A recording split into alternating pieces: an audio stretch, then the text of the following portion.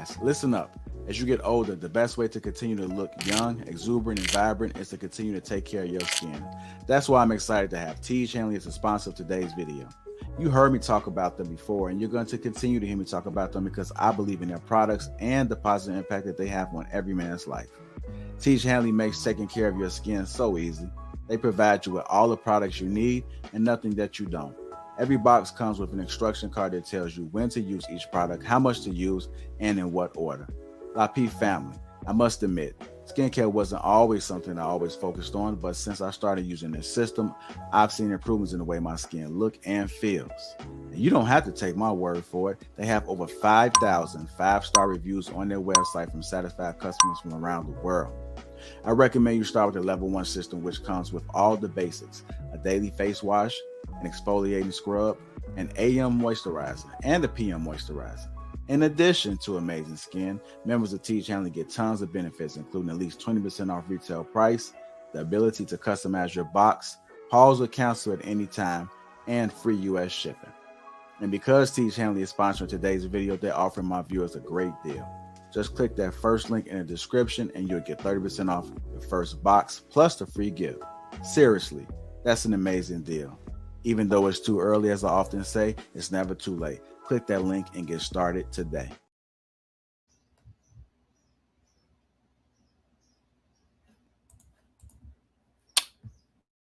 What's up, guys? Salute to you all. Happy Memorial. Well, happy Memorial Day. Hope you all had a great Memorial Day. That's what I'm trying to say. I know I did. I went to a lot of venues. I was invited to a lot of places. It was great, man. Ate a lot of food. Ate a lot of barbecue. Probably gained some weight, But I'm back in effect. Had a couple of drinks, but I'm back. And just want to give a big shout out to the U.S. military for providing for my safety and security and freedoms. And, Memorial Day definitely is a day in which we honor those servicemen and women who have fallen in the line of duty to protect the greatest country on the planet, arguably the greatest country, the greatest government that ever existed in humankind, the United States of America. So, hopefully people yesterday took a time to reflect on, maybe, you lost individuals in your family, in previous wars that served. But they're definitely heroes and definitely will always be remembered. Guys, it's getting warm outside. It's beautiful. It's like nice. And, I'm a avid runner, and I use Asics Kensei Gel Blast running shoes. I just got them a few weeks ago. These shoes are incredible. It's almost as if you are walking on clouds when you are walking or running. Great damn shoes. Great damn shoes. Also, guys, I want to send a big shout out to everyone that is in the chat. Positivity is definitely coming your way. I'm going to be talking about the greatest president in modern history.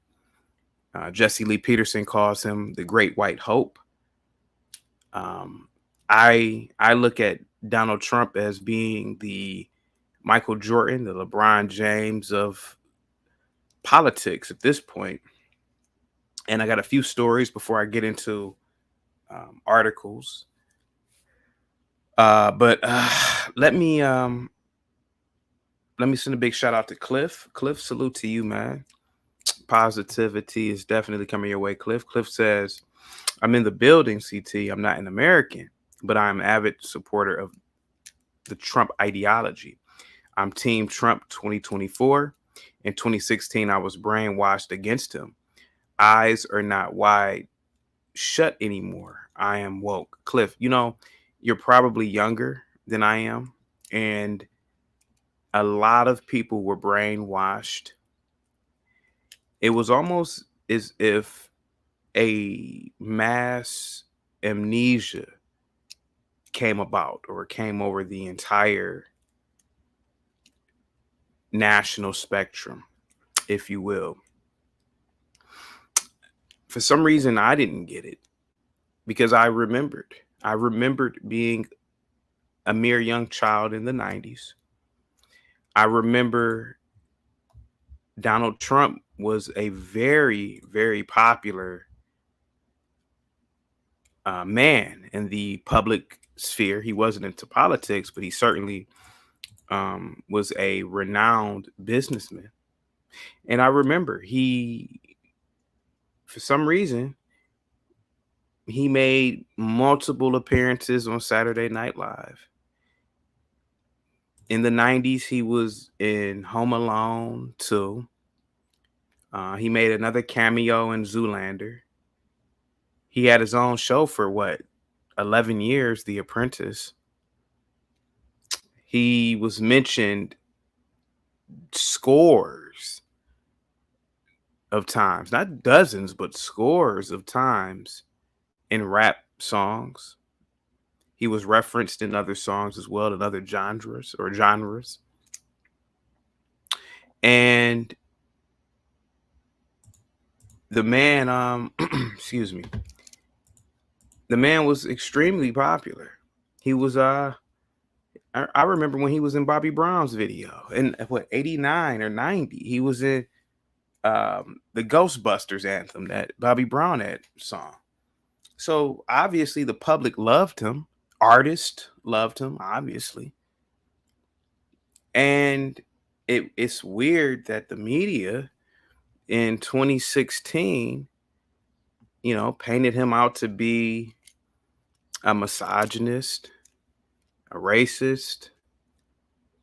Even the fact that he was a nationalist was deemed as a bad thing. Now, mind you, this is the duty of the president, is to be a nationalist. They are to protect the Constitution, right? But the media, the liberal media had a way. What's up, a story to tell 06, bro? But the media, Cliff, had a way of distorting the once great image of Trump, and they turned him into this monster. And Cliff, I could tell you this, buddy. I dated a girl at that time, and she was an attorney, and I was hanging out, and I've told this story before. I was hanging out with her and her family and her older cousin, very well-to-do black man, very well-to-do.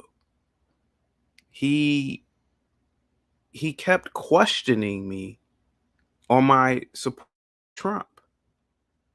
He couldn't believe that I supported Trump. It was the oddest thing. And I told him the same thing. I said that I remember this was a man that was heralded not just in, the black community. He was heralded in all communities. And overnight, the liberal left told you to hate him. And it was an absurdity, Cliff. It was an absurdity.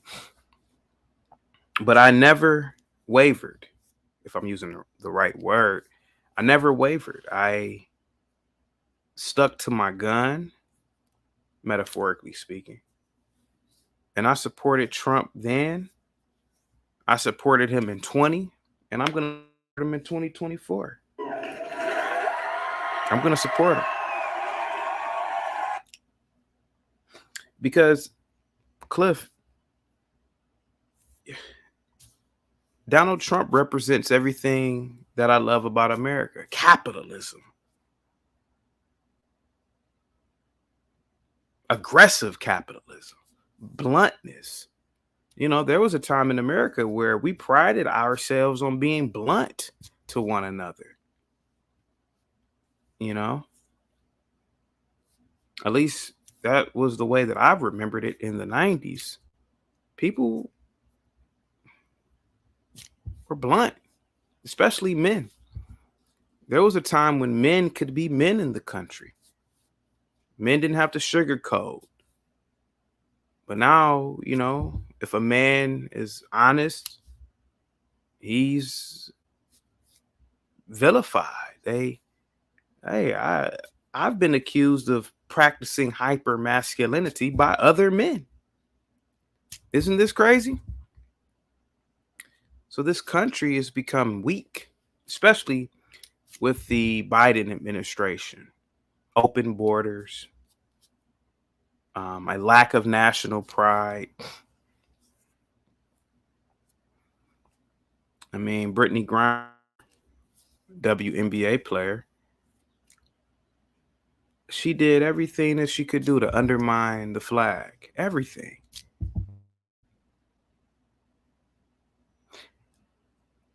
And this President Biden, he turns over an international terrorist for a woman or a dude, I don't know what she is, hermaphrodite, that disrespects the very same country that's provided for her freedoms. It was the wildest thing to me.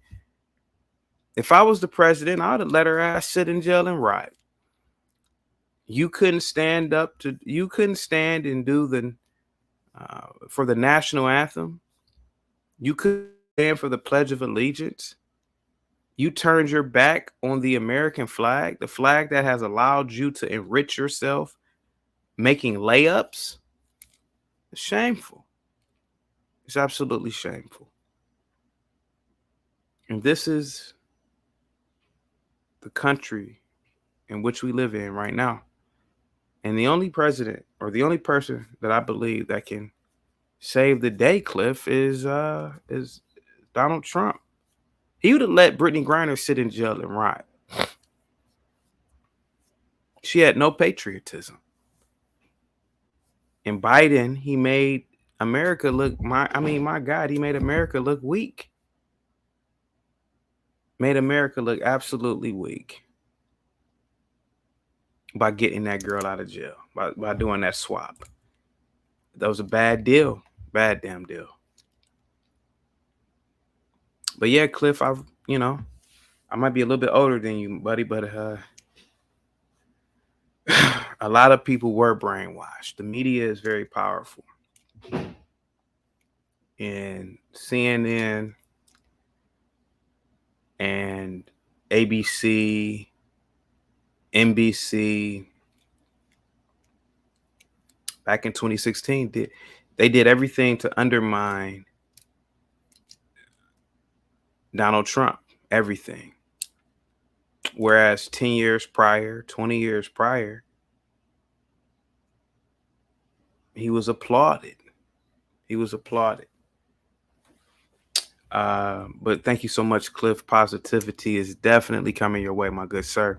I hope all is well with you and yours. We got Dale Matthews in the building. Dale, salute to you. Positivity is definitely coming your way. I hope all is well with you and yours. We got Danny in the building. Says, I wonder what excuses the sisters will give for not supporting President Trump and how they will try to convince us to continue voting Democrat. Well, unfortunately, to answer your question, Danny, and salute to you, and positivity is definitely coming your way. Hope all is well with you and yours. Typically, a large voter pool for the Democratic Party is women, female. And if you even look at the 118th Congress, who is running the Democratic aisle or side of the aisle? It's a lot of women. And a lot of women are speaking on behalf of the American population.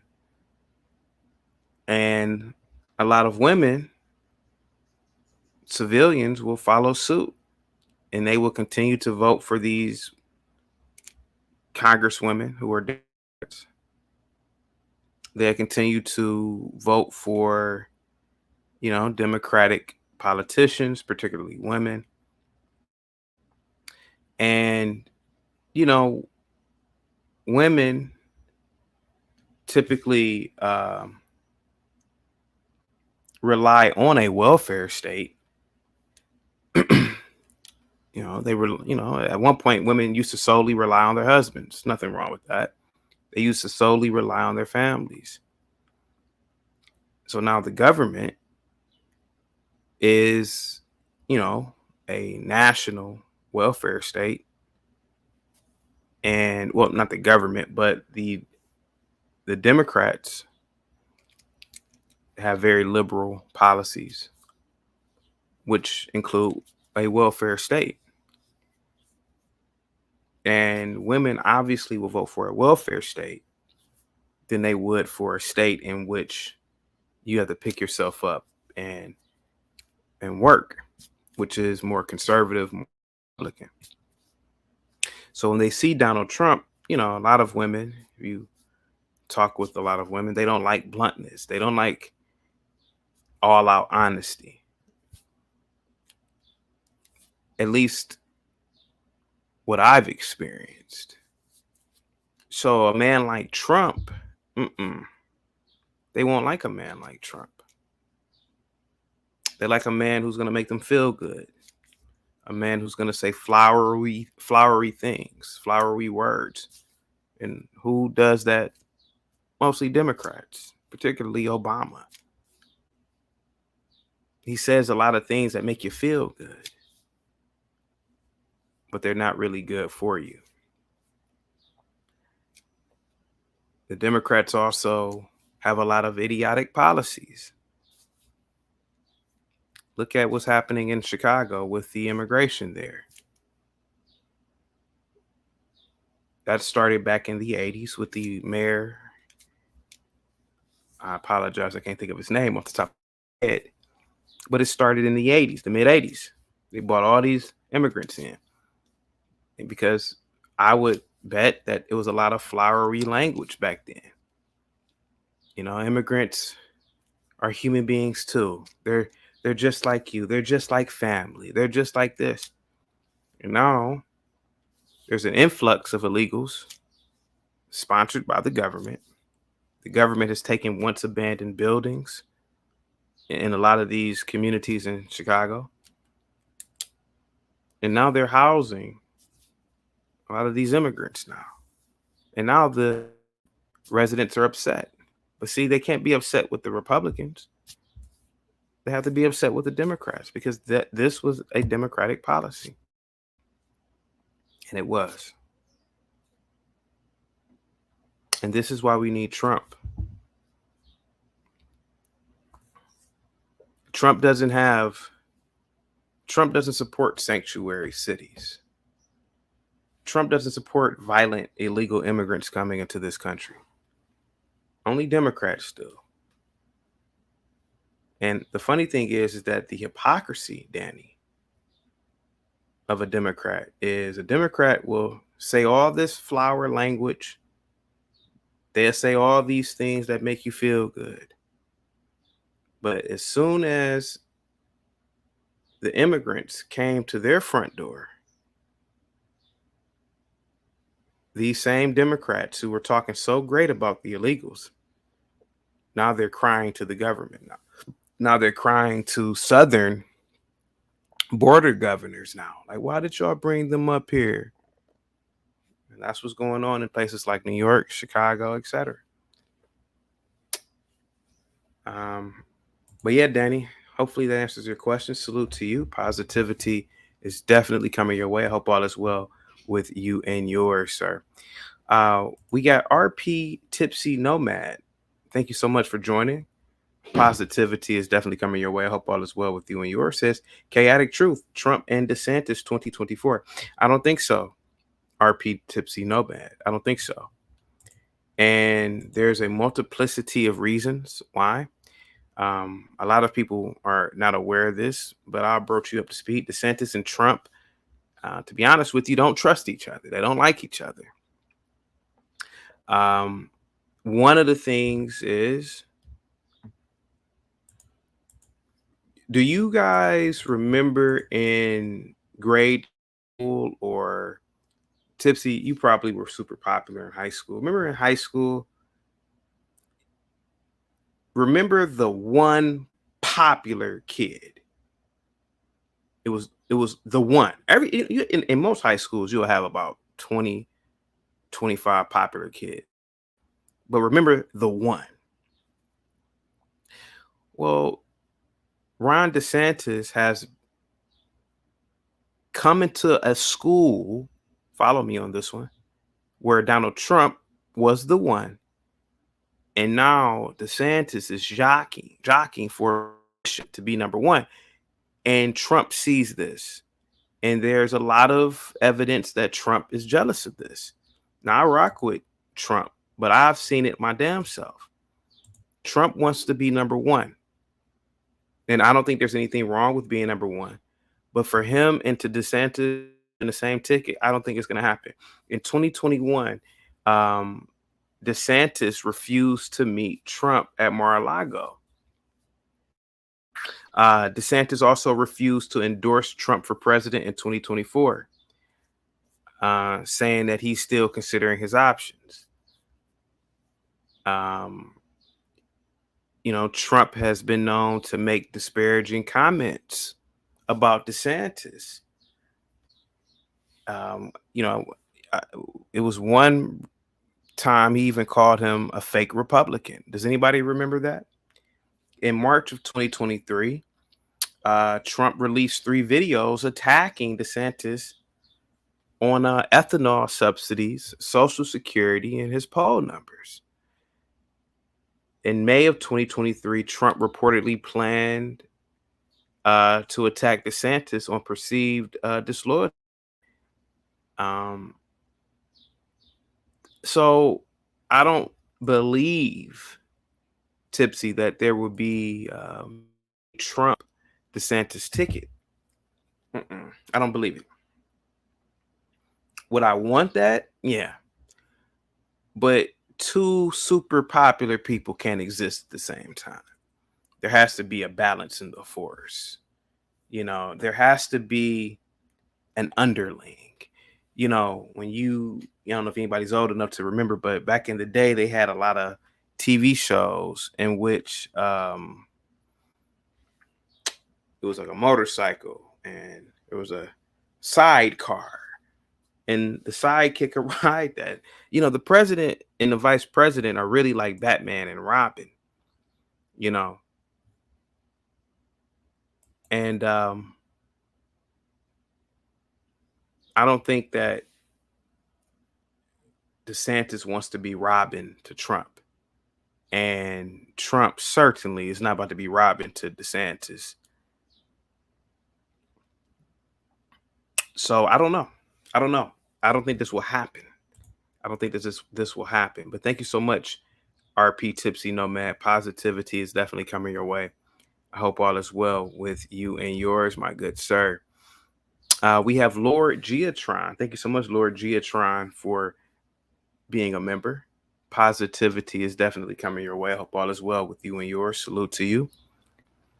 Lord Geotron says, save America, bring back Trump, make America straight again, make America strong again.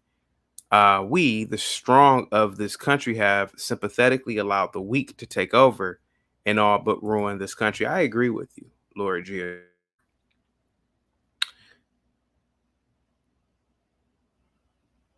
I saw an army commercial a few months ago, and it showed very, very I'm going to be careful here, but it showed a group of army soldiers playing pool in a pool hall or something.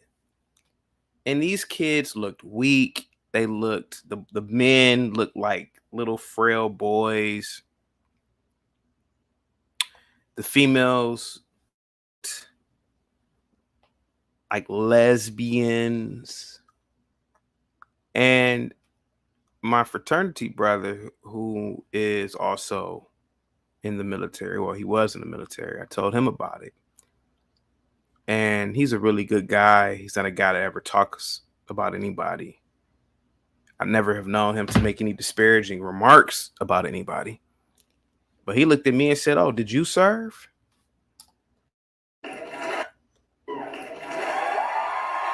Now, I get what he was saying. You know, hey man, did you serve? No, I didn't serve. But I do have a vested interest in the body politic. And I can tell you this, man. Recruitment is low. You have this soft ferry commercial. A lot of Army requirements have been reduced. A lot of requirements, even in policing and in firefighting, has been reduced. In policing now, in some cities, they don't even have time miles. You know, normally you're supposed to run a mile in under 9 minutes. But they don't even have that anymore. So now you're allowing weaker people to come into the military industrial complex. You're allowing weaker people to come into firefighting, and you're allowing weaker people to come into policing. And it undermines these institutions. It makes us look weak on a global scale, you know, especially with China being our greatest threat, our greatest adversary. And I hate to be blunt, but possibly even a potential enemy of sorts. You know, we are definitely at some sort of cold relationship with Russia. They refused to even meet Defense Secretary Lloyd Austin in Singapore. This has been the third or fourth time that they've refused to meet and attempt to negotiate. Now I can understand China. There's been embargoes and etc. Restrictions on China. I can understand that.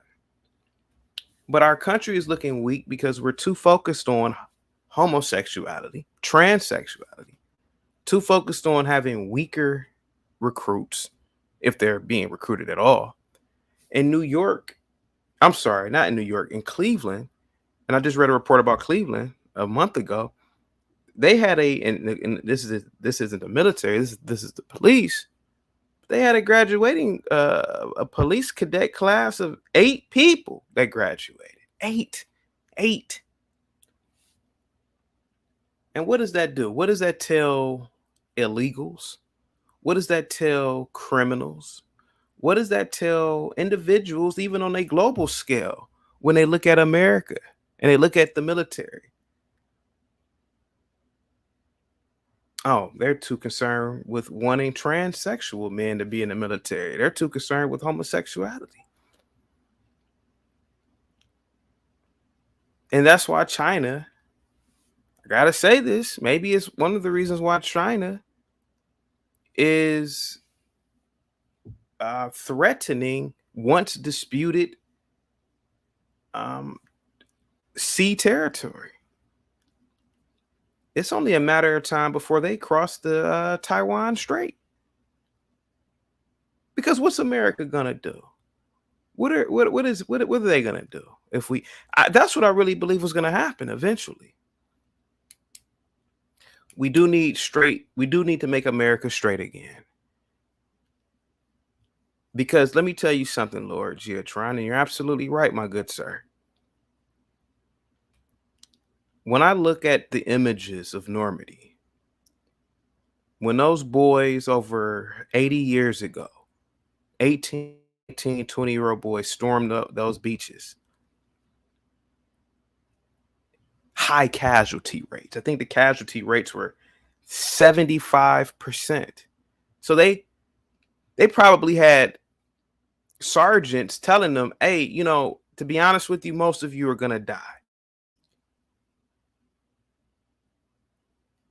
Can you imagine being a 20-year-old boy back then and taking on the responsibility of fighting for your nation to prevent tyranny? And then you go 80 years in the future, and now a 20-year-old boy doesn't know whether he's a male or a female. You're absolutely right, man. Those boys back then were different. Those men back then were absolutely different. They were straight men. They were strong men. They weren't simping. They weren't trying to decide, Lord Geotron, what pronoun to call their sergeant. Sergeant didn't care. Their sergeants, their lieutenants didn't care about no pronouns. They didn't have time to. And hopefully that answers your question, Lord Geotron. Thank you so much, bro. And please call in, man. It's always good talking to you, man. The Hood Servative says, who is voting for Joe? Positivity is coming your way, Hood Servative. Hope all is well with you and yours. Well, Hood Servative, people who are voting for Joe are people who are into identity politics. People who are voting for Joe Biden are people who are, I gotta say this, they are not patriotic. They could care less about that flag.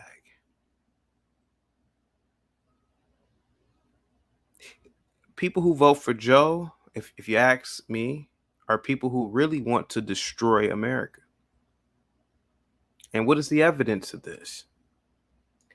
Well, I mean, the evidence is all around you. It's these George Soros-backed DAs in these democratic cities that have gone absolutely out of control with violence. Police are afraid to do their jobs. People are afraid to become police. How do we know that people who vote for Joe want to destroy America? I'll give you another example. All you got to do is look at the border. Look at the border. Look at how many illegals are coming in every day. Look at how many illegals are confabbing on now northern cities. Northern cities are already in disarray, but look at how many illegals are coming in now. This is what this president wants. So you would have to literally be an anarchist to a degree to want to vote for Joe again. And not to mention, Joe Biden has shown signs of being a man who has dementia, a man who doesn't know what year he's in half the time. He has a weak vice president, Kamala Harris, who for the life of me, I don't know what she does as the vice president. I know that the vice president is not a technical job. You know, I know it's not a real job. Nobody for 200 plus years has known what the vice president does. I can get that. But when this woman speaks, it sounds like she's speaking to 3-year-olds. So anybody in their right state of mind would say, why would I vote for this administration again? You got a House Speaker, what is her name? Jean-Pierre, who can't do her job. Who every time she's asked a question, she fumbles over her words. She gets an attitude with the reporter. She doesn't know what her job entails, let alone what the job of the presidency entails. She's a disaster. You have a newly appointed Supreme Court justice who at her confirmation hearing didn't know what a woman is. So you would think to yourself, why would anybody with a brain vote for Joe Biden? Look at what he has done in the past, 3 years now as the president.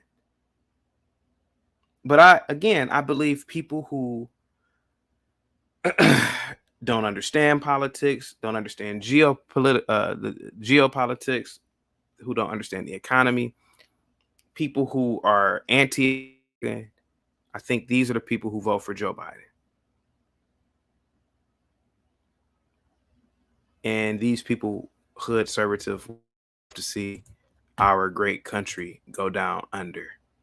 Salute to you, bro. Positivity is definitely coming your way, man. I hope all is well with you and yours. The rant, salute to you, man. Positivity is definitely coming your way. The rant says, I'm voting for the one who's gonna clean the water systems in America. The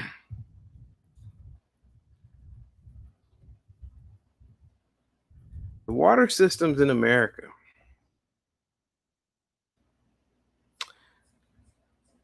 According to the Environmental Protection Agency, the EPA, the water systems in America are generally good and safe to drink.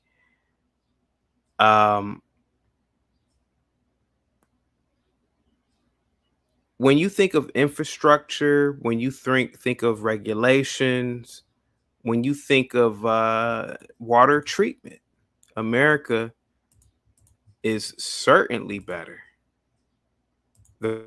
than we know third world countries.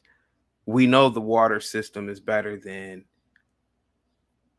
second world countries. I don't believe that the water systems have been a big problem in America. Especially if anybody's ever traveled outside of America. I had a friend of mine, she's a PhD in psychiatry. She went to India, and she said the water systems, sewage systems, were not intact. I had a friend who was Liberian in college. She said that in Liberia, the drainage systems come outside of the home. You can actually see the feces, you can see the urine, and there's no real treatment for the water and for the sewage. And sometimes it gets mixed in between. We don't really have those kind of problems in America. You do have incidents at Flint, where they, for some reason, they wanted to use the river water instead of using the lake. And the river had an excess amount of lead in it. But that's that's a very small, and I mean a very small percentage. So I don't know if we need a president who's going to clean the water. The water's already clean. But that's not a bad statement that you said. It is a statement that I didn't even think about. But thank you so much, man. But check out the EPA standards. Let me see. Salute to you all. Positivity is coming your way.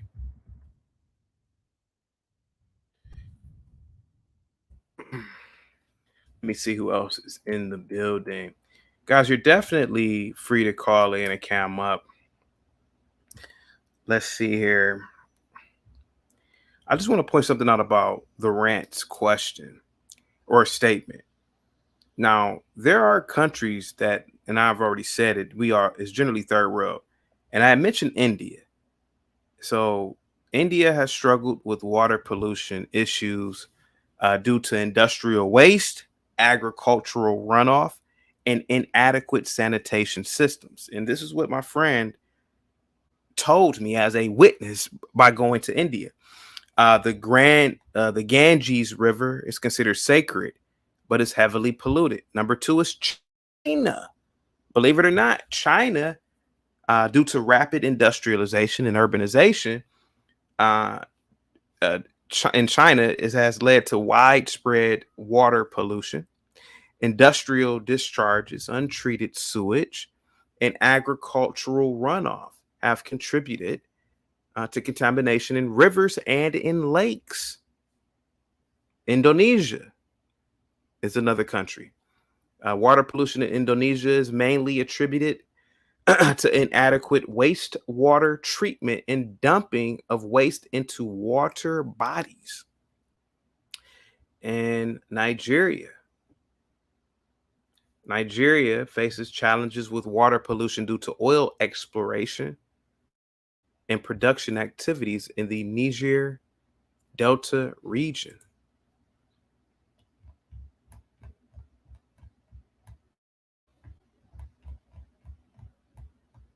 So no, America does not really have a water issue in terms of its cleanliness or cleanliness. Is it cleanliness? But it's not a bad statement. Thank you so much, sir. The rant, once again, thank you so much, man, says, I'm voting for the one who's going to put financial literacy courses in middle and in high schools nationwide. The rant, I taught in public schools, particularly in the inner city. And I can tell you this. The Department of Education that runs the education system in America, from kindergarten on to 12th grade, they have financial literacy courses. And what has happened in a lot of these schools is that the biggest problem that hasn't been tackled is a behavior issue. And when you curb the behavior issue, then students can learn at a high level. But guarantee you, they have these courses, man, in these schools. And also, you're going to have to allow, the parents are going to have to start with financial literacy at home. We have Laura Giatron in the back, but I'm going to give, I'm going to finish up just a little bit more here. Give me a second here. Give me 1 second.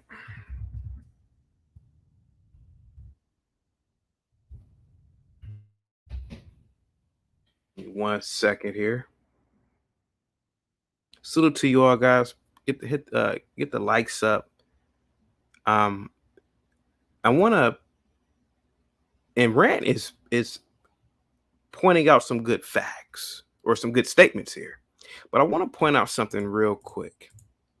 George W. Bush in 2002 signed the Financial Literacy and Education Commission Act into law.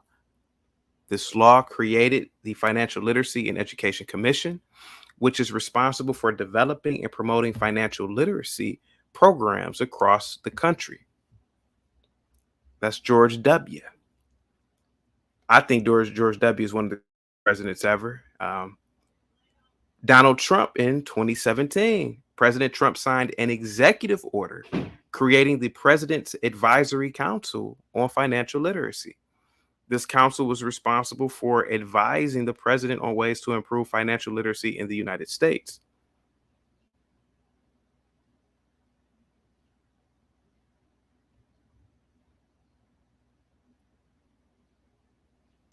The National Endowment for Financial Education. The National Endowment for Financial Education is a nonprofit organization that provides financial education programs to individuals and families.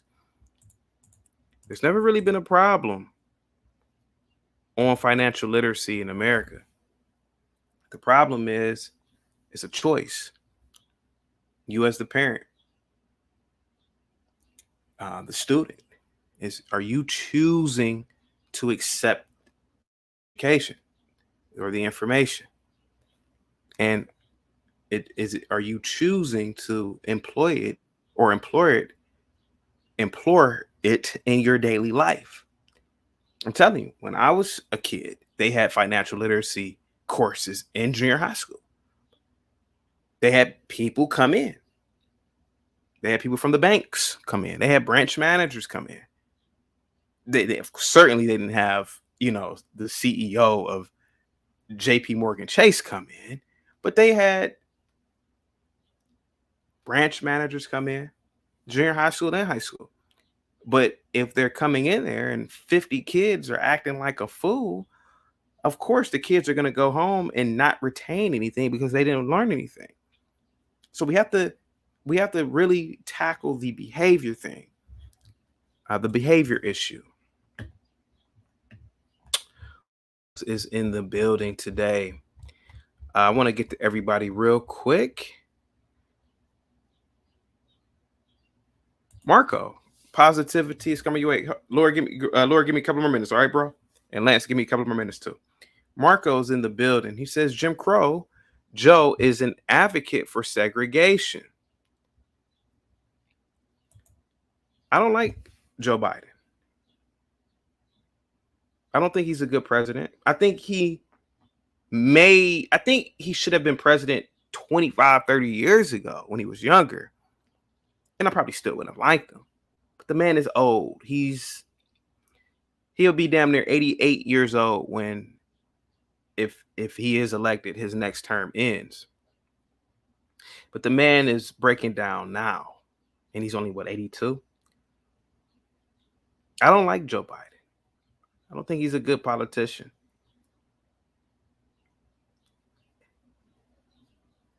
I think he's weakened America. But whether he was for segregation or not, in my opinion, Marco,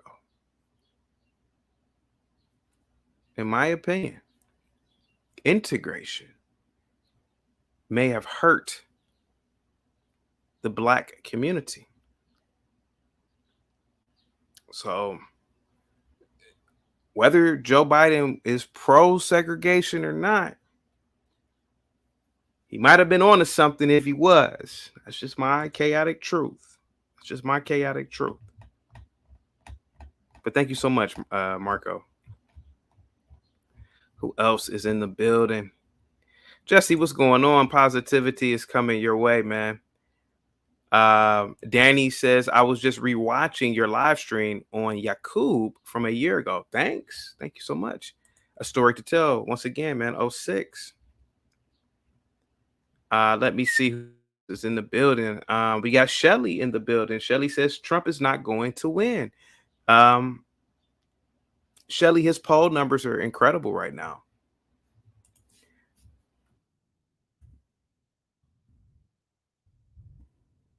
It's a strong possibility that he does win. I want to point something out real quick to you,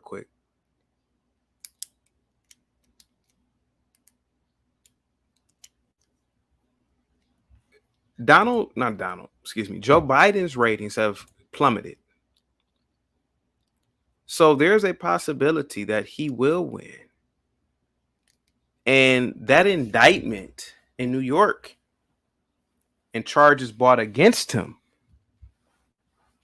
brought about a whole resurgence in interest in Trump, because now we see that there is a witch hunt, and Alvin Bragg may have walked Donald Trump ironically into the White House. Alvin Bragg, the George Soros backed prosecutor who charged Donald Trump a few months ago with campaign fraud based on no facts. People are seeing, hey man, there's a witch hunt for this man, Shelley. And people who are intelligent can see the writing on the wall. Why is there a witch hunt for Donald Trump? Why is a sitting prosecutor charging a former U.S. president at the state level? I've never heard of anything like that a day in my life. And most people haven't. And most people actually find that egregious. I know I found it egregious. But so, Shelly, I don't know. But you can call in, cam up. We could talk about it. Salute to you. And positivity is coming your way. Greatness to work, says Trump and Scott in 2024. We are not messing with DeSantis. He's a politician. Trump isn't. So I don't know about Trump and Scott. But what about Trump is it oh my God, Vivek Vaswamy? I'm probably saying his name wrong. He's the East Indian man, super intelligent, super rich, super intelligent. The man knows his history, and I think that'll be a better choice. I think that'll be a better choice. Let me see who else is in the building. I don't want to miss anybody. Robert confirmed what I was saying. He said, when I went to China, our tour guide told us to only drink bottled water. See, America is not that. Let me see. RP says, chaotic. Did you see the video of the crying veteran about the current situation of the U.S.? No, I did not. I did not see that. Aware, salute to you, and positivity is coming your way. Aware says DeSantis isn't winning anything. Trump voters are against him, and that will split the Republican voters the same way the Bernie Democrats and Hillary and Joe Democrats split. Yes. That is a situation that you do not want to happen. But I really believe this. I believe that Alvin Bragg's, and it's ironic, but Alvin Bragg's charging of Donald Trump is what I believe will lead Trump into the White House again. Let me see who is in the building. Okay. All right. Lord Giatron, what's going on, man? Hey, buddy. What's going on, man? What say you, sir? Trump 2024? Say again, please, one time. What say you, sir? Trump 2024? Byron Donald, man. Byron Donald. Byron Donald, Donald Trump. Byron Donald Trump. Okay. The reason why I say Trump 24 and Byron Donald, Trump's getting up a little. Go ahead, sir.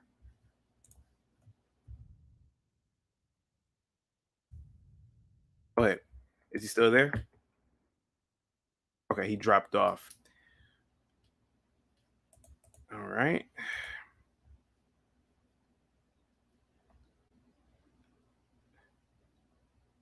Give me 1 second. Lord Giatron says, in the freest, richest, most powerful country in the history of this planet, what is there that the Liberal Party is trying to be liberated from other than reality?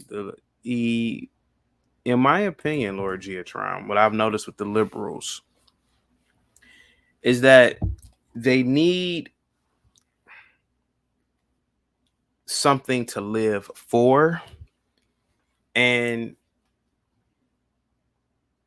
they need to paint themselves as victims and paint themselves as overcoming a struggle.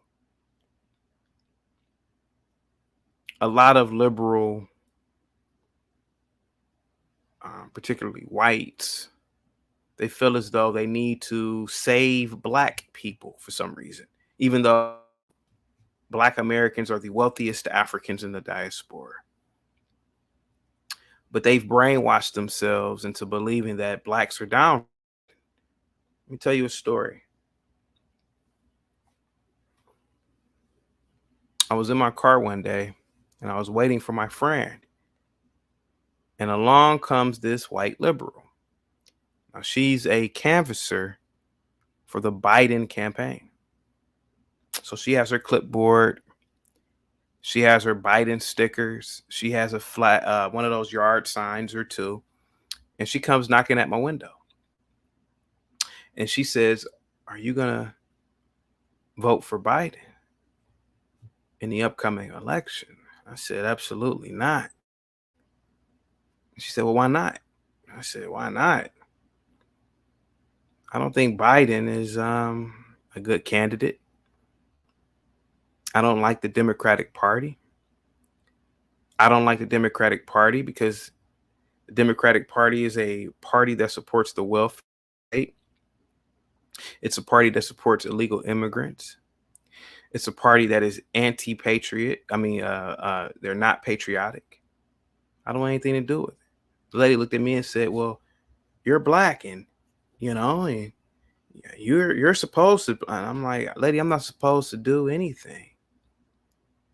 It's a free country. I can vote for who I want to vote for. I don't have to vote at all, to be honest with you. And you can't tell me who I need to vote for. Well, what about the struggles of blacks?" And I said, "Well, what about the struggles of the Uyghurs in China? What about the struggles of the Japanese during World War II? What about the struggles of the Armenians during the Armenian genocide? What about the struggles?" So I was going on and on. The lady, she started turning red. And she started screaming at me. She was a liberal white woman, liberal black. Liberal blacks are just as worse.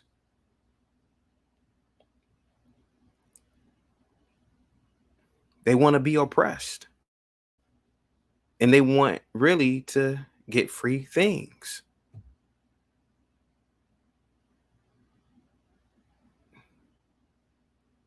Give me a second here. What's going on, man?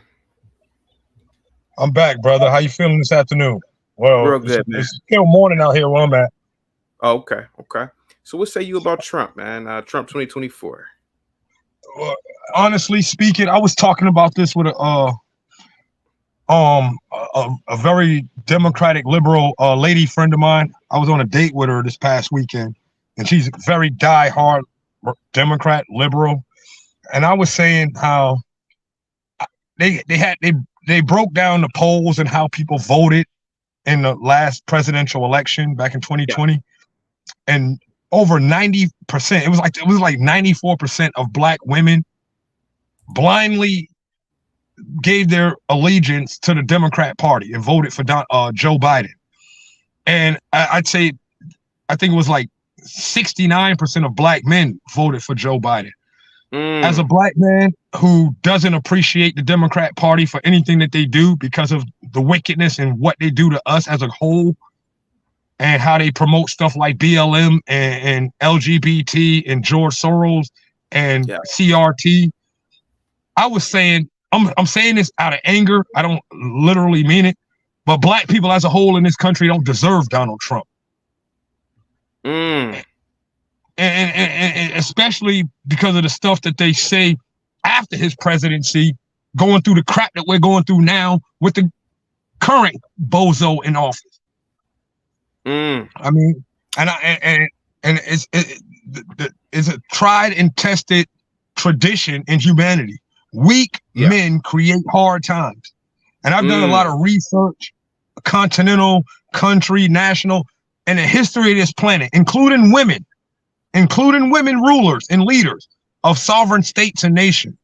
Joe Biden is literally the weakest head of state that the world's ever seen. Really? When it comes to his physical health and his cognitive abilities. Yeah, his cognitive abilities have definitely declined in the past. I mean, I remember 50 years.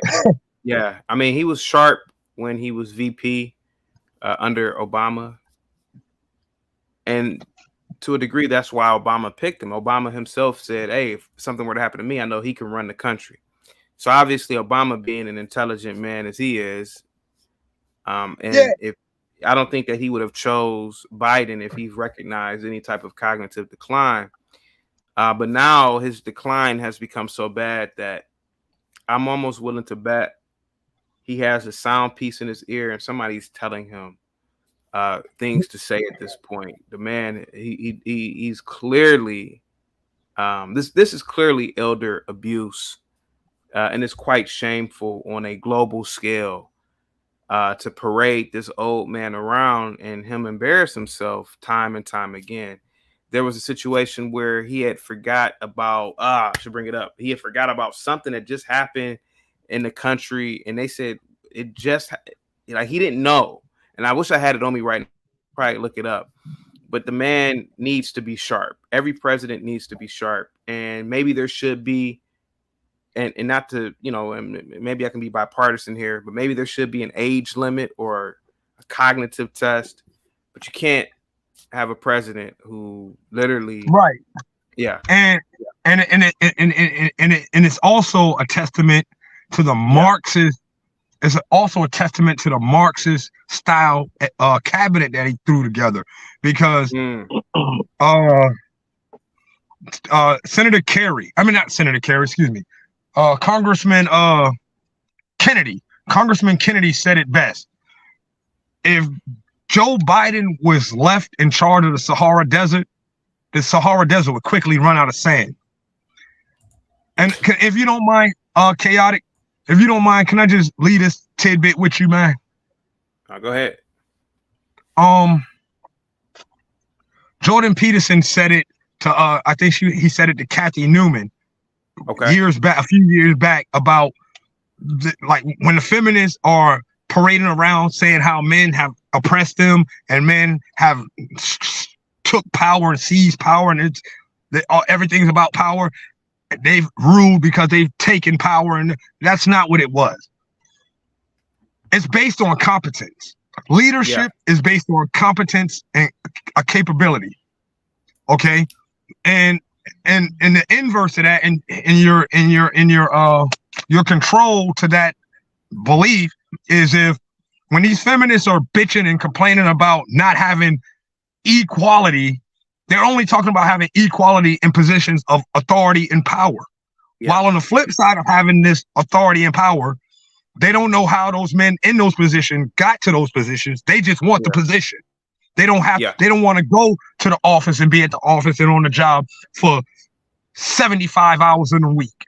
They don't want to compete and outplay and outdo the men in the field that are dogging each other out to get in those positions. They want to have a cakewalk where the men that they're competing against aren't going to compete against her. And you look at Joe Biden's administration and his cabinet and all those weirdos, those blue-haired, clothes-stealing LGBT, all of them are put in place not because of their capabilities, not because of their achievements, not because of their accomplishments, not because of their competence. They're all placed in their position based on Marxism because they can brag about being homosexuals, or they can brag like Pete Booty Cheeks, like that gay dude, like that trans dude who stole that African designer's clothes out of the airport and then wore her stuff at the same meeting she was at. Like Kamala Harris, who is essentially just a puppet in blackface, who does everything in her power to demean and degrade black people. Yeah. And George Soros, from George Soros to Booty Cheeks to Karine Jean-Pierre to just everybody in their administration, everybody in that cabinet is only there because they can claim to be gay. They can claim to be a lesbian. They can claim to be a transsexual. They can claim to be some minority, outspoken minority who at the baseline root of their thinking is lying, because there's no truth behind transgenderism. There's no truth behind feminism. There's no truth behind any of that garbage. So if you don't have the truth, number one, you have nothing to build on. And number two, there's no competence, there's no capability, they just magically expect for good stuff what they're trying to push for is a dystopian, chaotic society, no pun intended. They're pushing for a dystopian, chaotic society in which the silent majority are forced into living existences of the Hunger Games while they're in fairy tale land, forcing us to live as panhandlers and peddlers that sacrifice our children for sustenance, just like in that movie, The Hunger Games.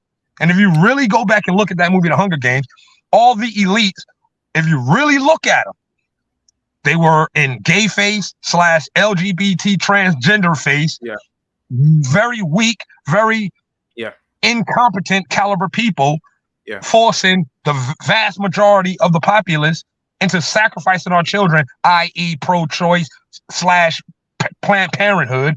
And it's to the point where black women pledging their blind allegiance to this.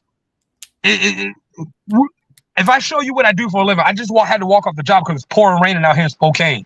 I'm out here in Spokane, Washington. It's pouring right now. So we had to cut it short a little bit because we're doing a dry job right now. But anyway, I do the kind of work that makes women comfortable enough to actually think that they're equal to me. There's no women out here. Women don't do this kind of work. This is $120,000 a year job. Easy. We make over 120 a year. Easy. I'm at the bottom end of the spectrum of guys that I work with. I complain about how much I get paid. When I say I brag, people think I'm bragging when I say I make 100 and something thousand a year. I'm not bragging. I'm complaining. But my point that I'm making is the jobs are here. Women don't want to do these kind of jobs. You see how dirty I am? It's a dirty job. It's hard. Women don't want these kind of jobs. They pay really well. I can live anywhere I want. I can have anything I want. I got a really nice car. My car is dope, bro. See all this wood grain? This car is butter. My car is banging, bro. I got a double sunroof, all of that shit. I live very well on my regular income. No side hustle money or none of that. But my point is, women don't want equality. They want power. They want authority. But the thing is, they don't want responsibility with their authority. With great authority comes great responsibility. They don't want the accountability. They don't want the responsibility. And when it comes to weak men like the Democrats, like the Joe Bidens and the Pete Buttigieg of the world, they also are the same way. They want to be in power. They want to be in authority. They want to call shots. But then, like Biden did for the first year and a half of his presidency, he blamed Vladimir Putin for the reason why our gas prices are sky high. He blamed Vladimir Putin as to why we don't have groceries on our shelves. He blamed Vladimir Putin for why, when I went back to LA, when I was out in California, there were 200 ships sitting out in the Pacific Ocean just waiting to come to shore. He blamed Vladimir Putin for everything that happened. But Joe, what about what you did? In fact, when you ask him, okay, instead of blaming somebody else for the bad that happened, just tell us the good that has happened. And then I had a dream. It was like a daydream. I don't know if I was sleeping or awake. It was a couple of days ago, but I had the question I wanted to pose to Joe Biden and anybody who is a Democratic supporter or a Joe Biden supporter. Besides the bad that has happened, what good can you point to as to why we should want you in office? Yeah. But not only that, like for the supporters of Joe Biden, what good is coming to you as an individual and to your kind as a group, other than the LGBs, than them?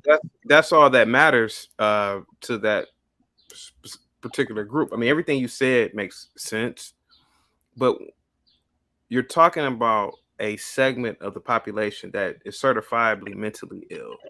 And these people, they will view transgender rights as accomplished on scale, like going to the moon. So Joe Biden doesn't have to secure the border. He doesn't have to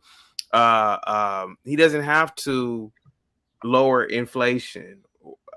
As long as he has an administration that has a representative class of the very same people, the LGBT people like Karine Jean-Pierre, they're fine with that. And that's what I've noticed. So it's just so me and you talking is like the choir, right? Because we get it. You know, we understand closing the border.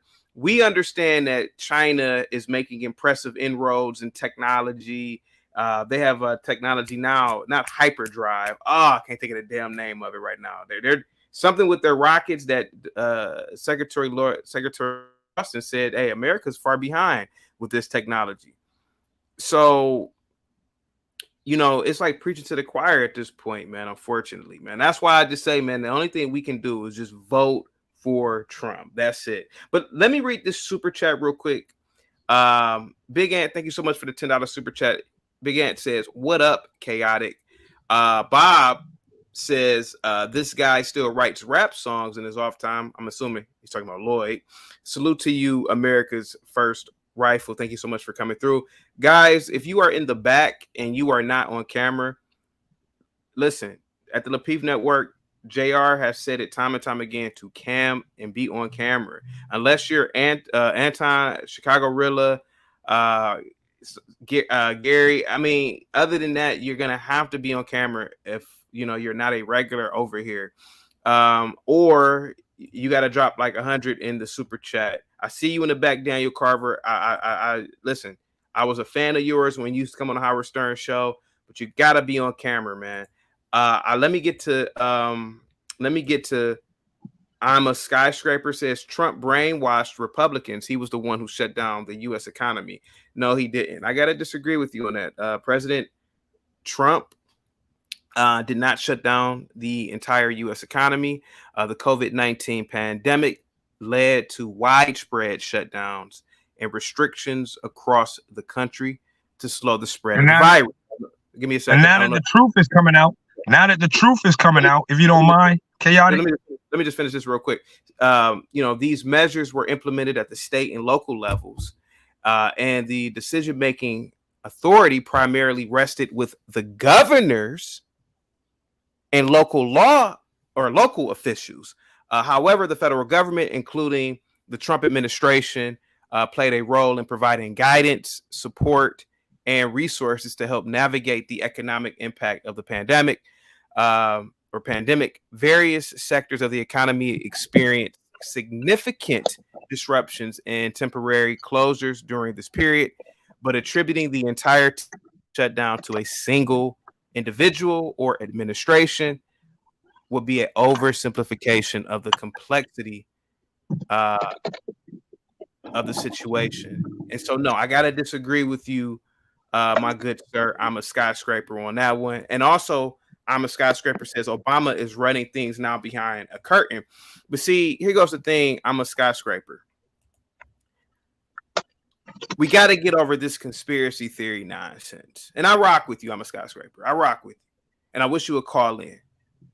But until you provide facts and evidence, then we sound like we go down the rabbit hole when we get into conspiracy theories now. In my opinion, Obama is enjoying the luxuries of retirement at this point. I don't think he cares two craps about what's going on in the political field. I think he only cares about getting that next $100,000 check to go speak at a school. And truth be told, I'm not going to lie to you, I'm a capitalist. That's what I would be doing too. Hey, man, I was the president for 8 years. I was a junior senator for 4. I'm 60. I got 2 daughters. I got a wife. I'm done. I made my millions. I'm done. I don't think Obama is the godfather controlling strings. I just don't believe it. That's just me. I don't believe it. I need more facts and evidence, but I'm a skyscraper. I'm not saying that you're wrong. Just give me some proof. Give me some facts. Give me some facts. But go ahead. Go ahead, sir. Go ahead. Lord, what I was finna say was my bad. What I was finna say was we like you touched bases on it. We didn't get shut down by Donald Trump's and the economy got you. Oh, speaking of which, before COVID-19 happened, let's just say this to I'm a skyscraper. Let's just say this to you, buddy. This is directly at you. I hope you're a black man because this is particularly for black people. In the history of the census and the record keeping for employment and the Better Business Bureau and the Bureau of Statistics and Stats and everything like that, in the history of record keeping, Donald Trump had black unemployment at its all-time low. In the history of this country, the lowest unemployment rate in the history of this country for not just everyone, black people in particular. Let's get first. I'm a skyscraper. The second thing, we were able to have one job, not just me. Most people were able to have, thanks to Donald Trump's economic brilliance and capitalistic brilliance. Now, because of Joe Biden, Sideshow Joe's executive orders, 140,000 jobs were lost his first day in office.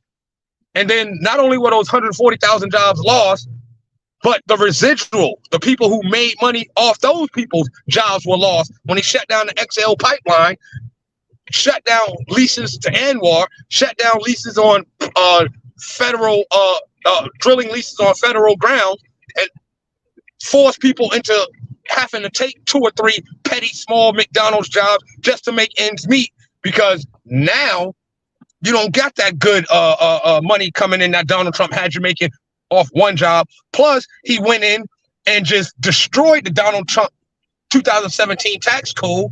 And you know what? Instead of a refund this year, which I should have gotten because I made $160,000 last year, I paid over $14,000 in taxes. I still owe $3,200 in taxes, where I should be getting a goddamn refund. And he said no one who makes under $400,000 would be taxed. Bullshit.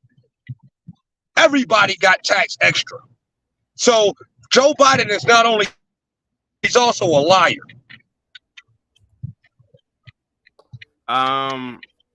Thank you so much, man. America First Rifle, what's up? You still there, bro?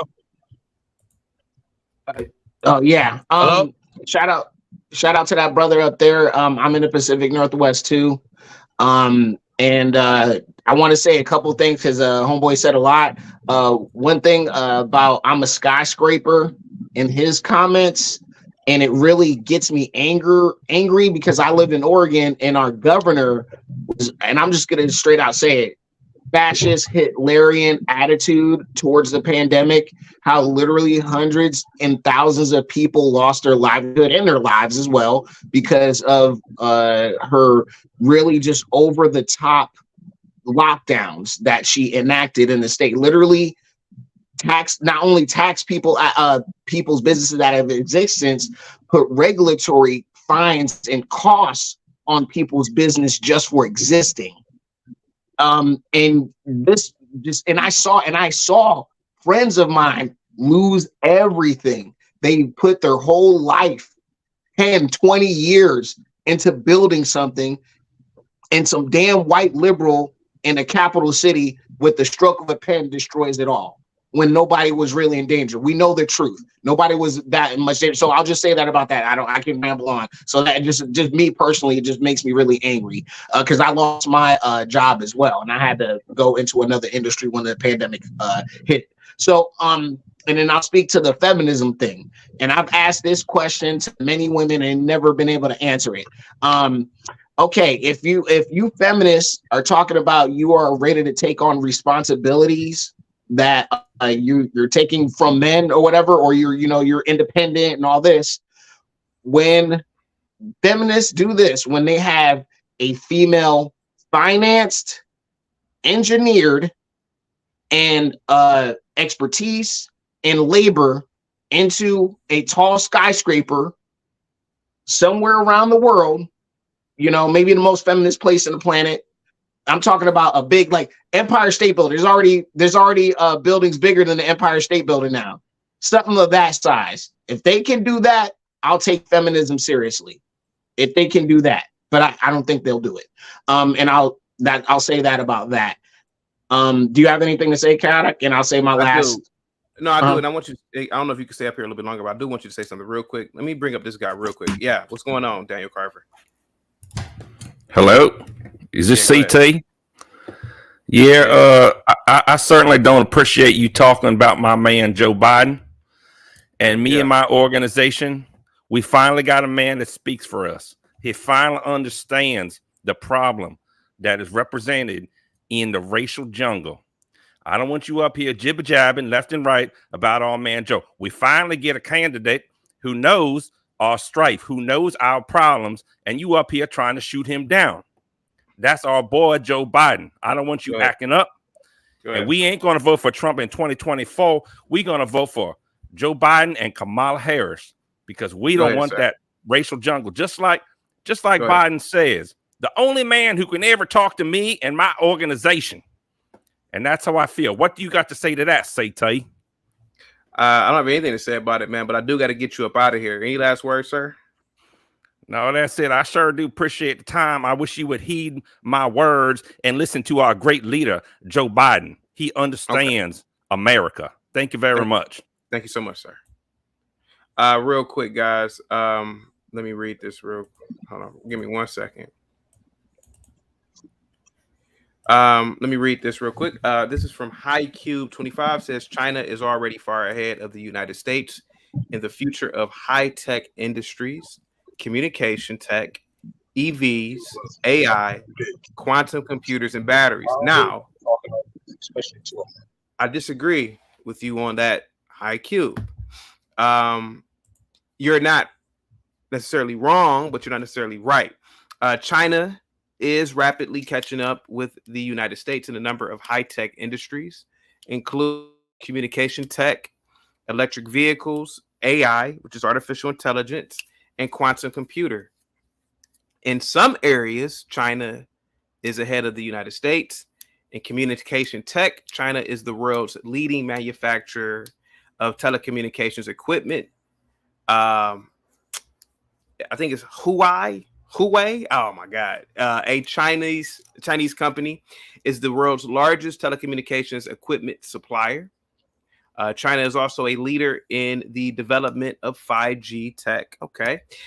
In electric vehicles, China is the world's largest market for EVs. Chinese companies such as BYD and Geely are leading the global electronic vehicle market. China is also investing heavily in the development of battery tech for EVs. Okay. In AI, China is one of the leading countries in the world. Chinese companies such as Baidu and Alibaba are developing cutting edge AI tech. China is also investing heavily in the development of AI tech talent. In quantum computing, China is one of the leading countries in the world. Chinese scientists have made significant progress in the development of quantum computers. China is also investing heavily in the development of quantum computing infrastructure. Now, here goes the thing, though, sir. The United States is still the world leader in a number of high-tech industries, such as aerospace and defense. The United States needs to take steps, in my opinion, to maintain its technological leadership. This includes investing in R&D, which is research and development, and attracting and retaining talent, and creating a favorable business environment for innovation. Now, HighCube, you and I both know that if America literally started to focus more on the STEMs, we would definitely continue to reign supreme. But yes, China is making impressive inroads, but they do have to rely on a lot of the American dollar, and America still has a little bit of say-so on their markets as well. Because if America wanted to block off I think it's the Malacca Strait. I'm probably saying it wrong. The Malacca Strait. Is it the Malacca Strait, sir? What is it? It is. Yeah, it's the Malacca Straits. Yeah. Yeah. If America wanted to blockade the Malacca Strait, we could destroy a lot of industry within China, certainly the food supply. So China is not the big bad giant that we have been, I guess, brainwashed to believe. It's still a bad country. Don't get me wrong.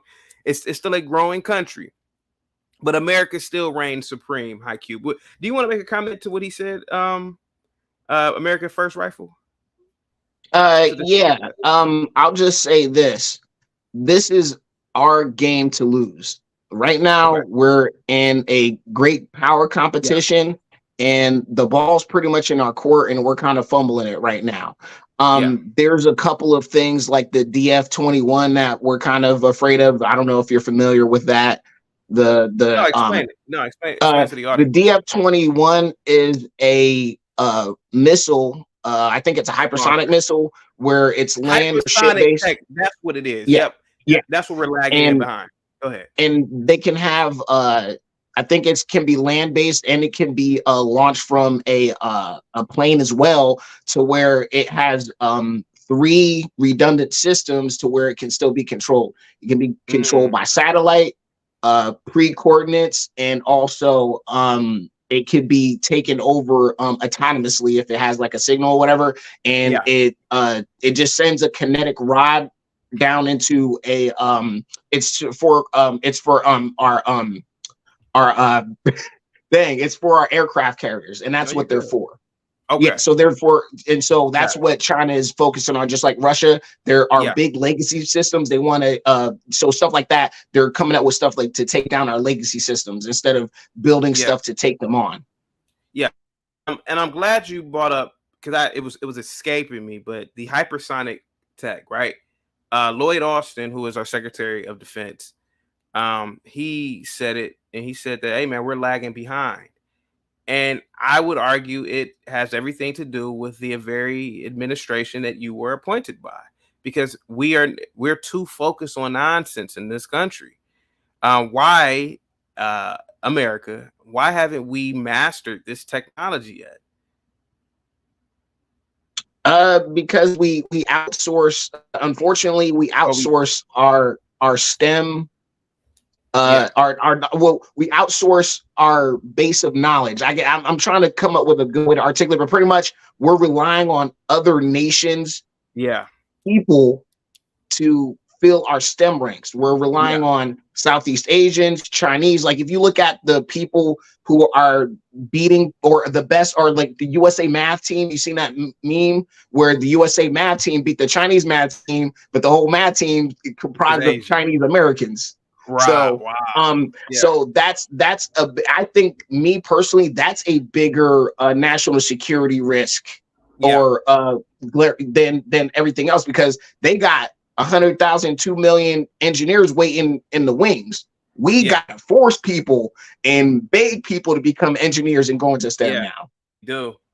Bob with the $5 super chat says China has an aggressive intelligence unit. If they have all this, they got it from us. Yes, Bob is correct. China has all types of IP violations, intellectual property violations, etc. Are you familiar with this too, America First Rifle?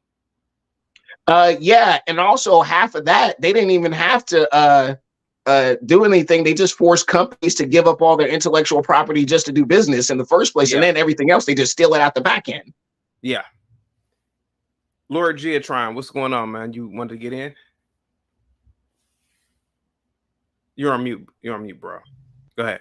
I'm sorry. I just wanted to say something to that bozo who jumped on the show and said something about Donald Trump Joe Biden being our boy and understanding our struggle and all this other stuff. I don't really like to cuss.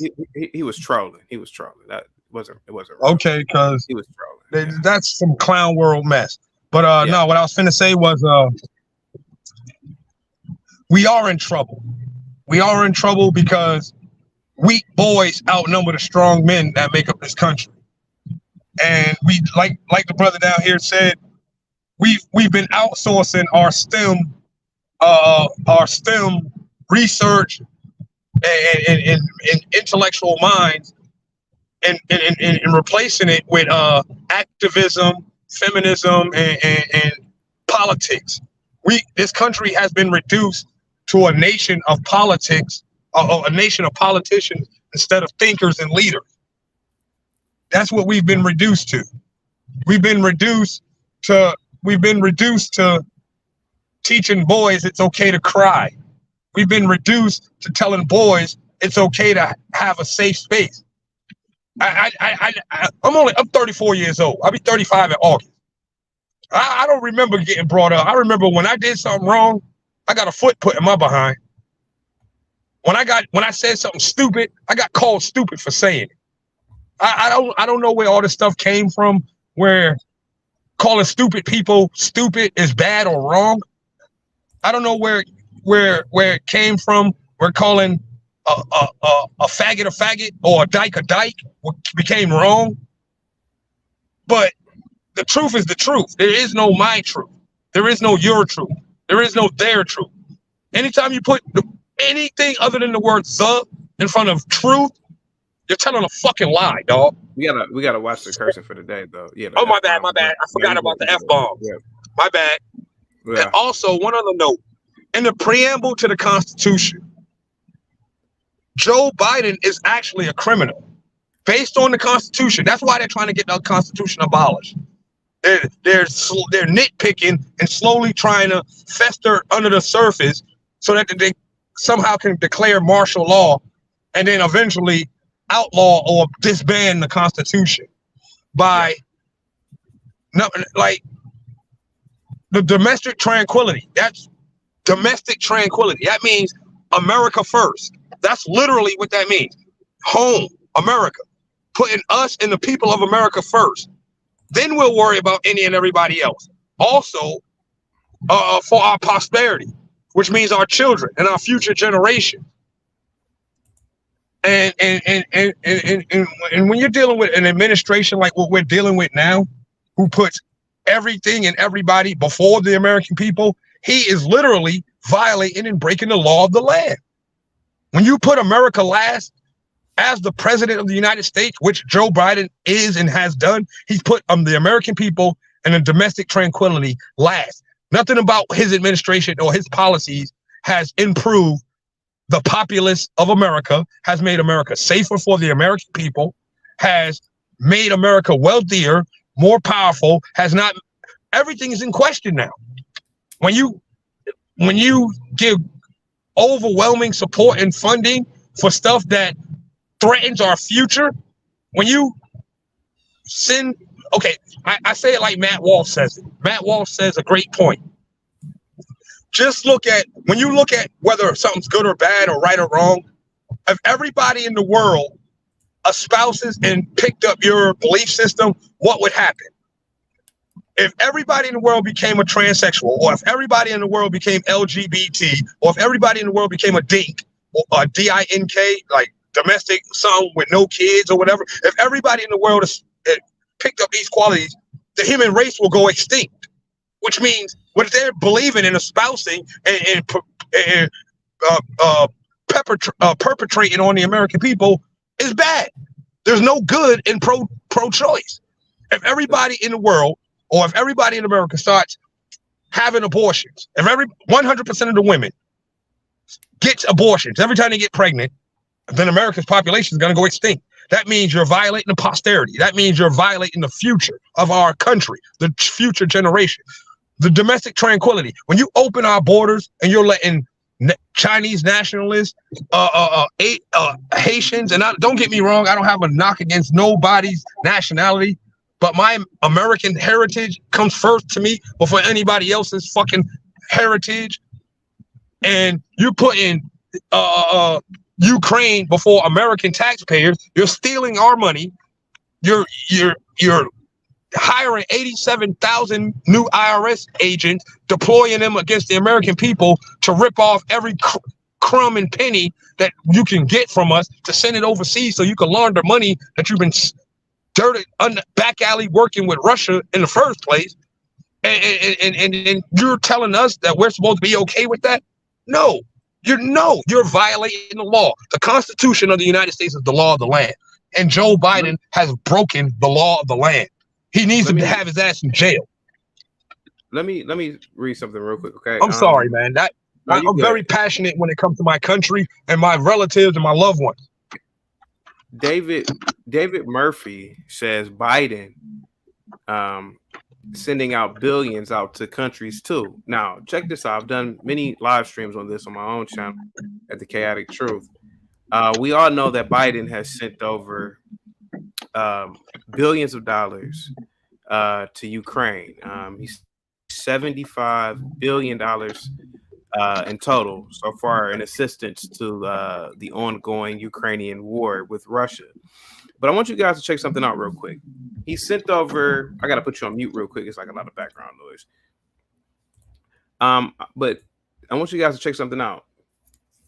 Not only did he send $75 billion to the Ukraine, $33 billion to Afghanistan, $23 billion to Iraq, $22 billion to Syria, $14 billion to Ethiopia, $13 billion to Yemen, $12 billion to Pakistan, $11 billion to Kenya, $10 billion to South Sudan, $9 billion to Somalia. Now check this out, which is even crazier. We were talking about hypersonic technology, right? We were talking about hypersonic technology, and hypersonic technology, for all of you who don't know, It involves the development of vehicles that can travel at speeds exceeding Mach 5. That's 5 times the speed of sound. Has gained significant attention from various countries in recent years. Governments and defense organizations around the world are investing heavily in hypersonic research and development to enhance their military capabilities. I want you guys to check something out real quick. In 2021, the U.S. Department of Defense requested a budget of over $3 billion for hypersonic research, development, testing, and evaluation.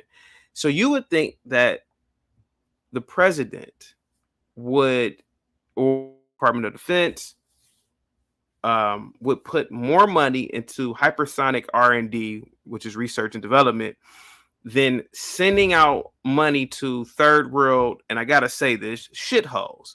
What on earth would a sitting president, why would a sitting president send, and this question is for both of you guys, instead of improving our military with hypersonic technology, why would this president send $10 billion to Yemen, $10 billion to South Sudan, $10 billion to Somalia, which is literally a toilet of the world?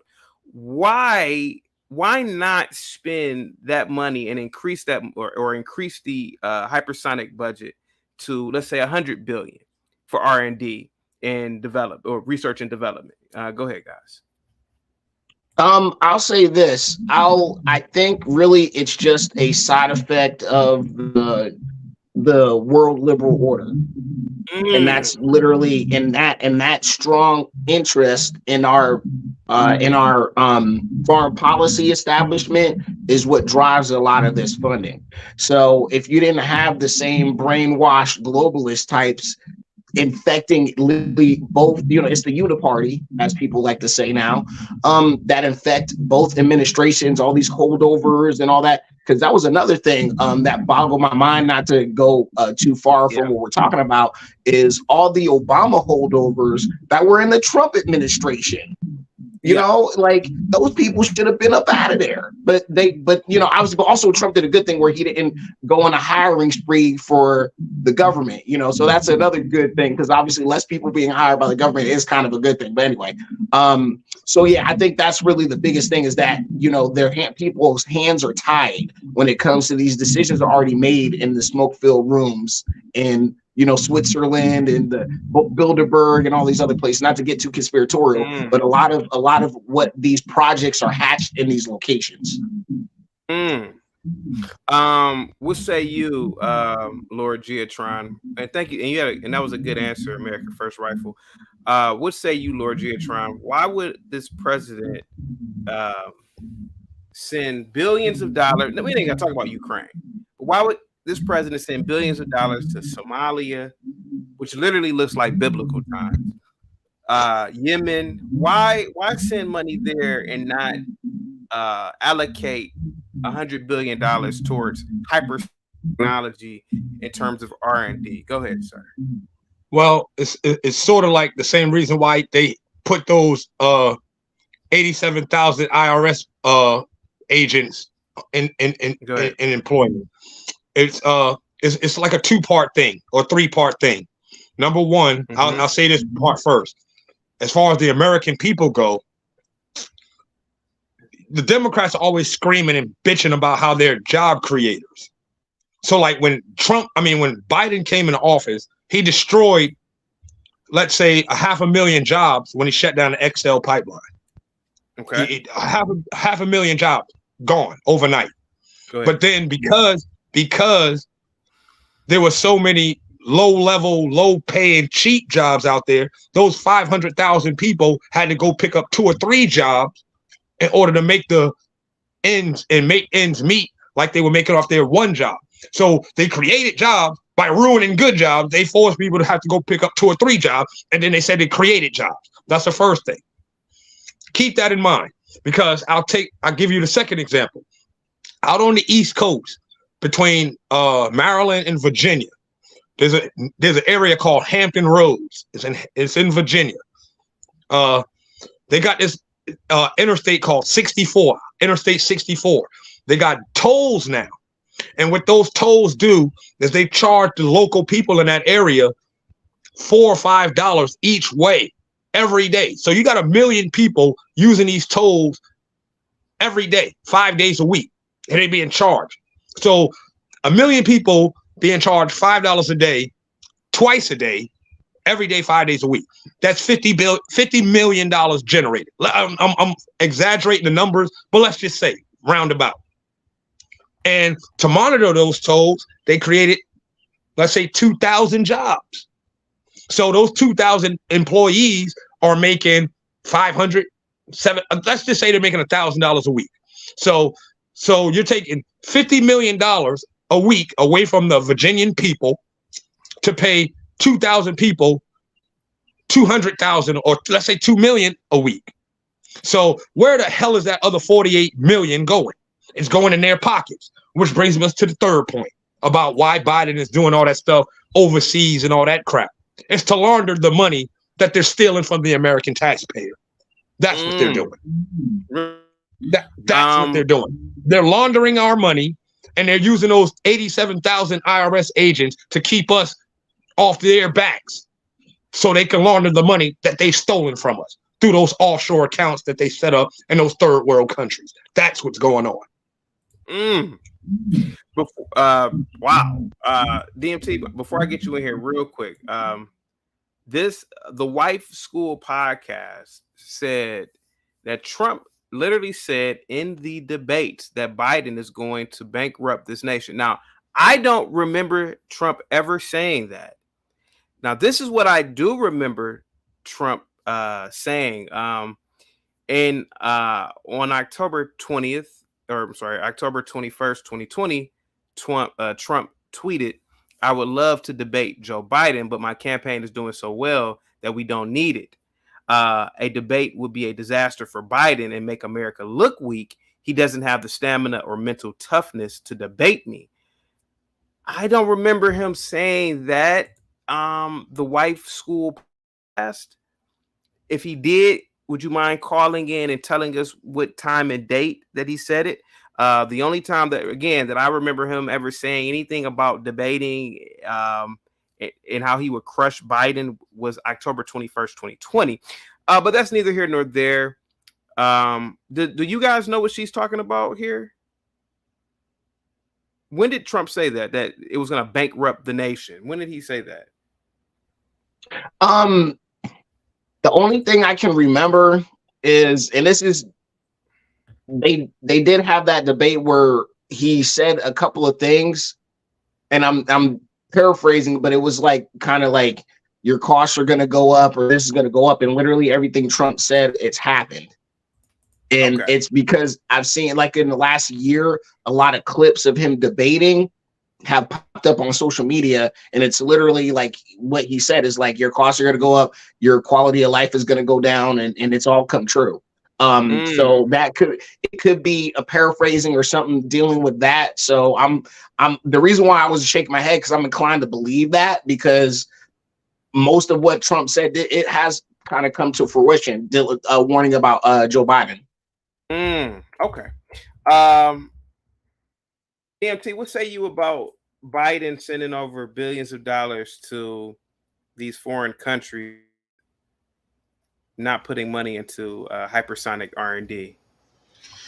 Well, he's just doing what the establishment usually does when they get in power. I mean, Trump is really one of the only presidents. Oh, Trump did say it October 24th. I just did. Yeah, he did say. He said Joe Biden will bankrupt this country. Yep, he did. There you go. Yeah. So Biden's not. He's operating by the manual of the establishment. When they get the presidency, he's not really operating under his own volition. I think he's being controlled by outside entities and other countries who have interests in America. Countries that have no real interest in seeing us succeed. Really, they just kind of use us as a cash cow to fund whatever war, whatever nefarious project that they have going. We send a lot of money to Israel. You mentioned Yemen, you mentioned Somalia. This is consistent, and now Ukraine to fund the war.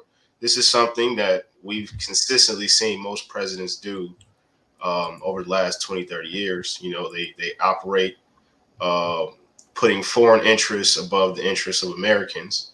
And it's why we're in the position we're in now. So it doesn't really surprise me when he operates like this. Biden is a criminal, if you ask me.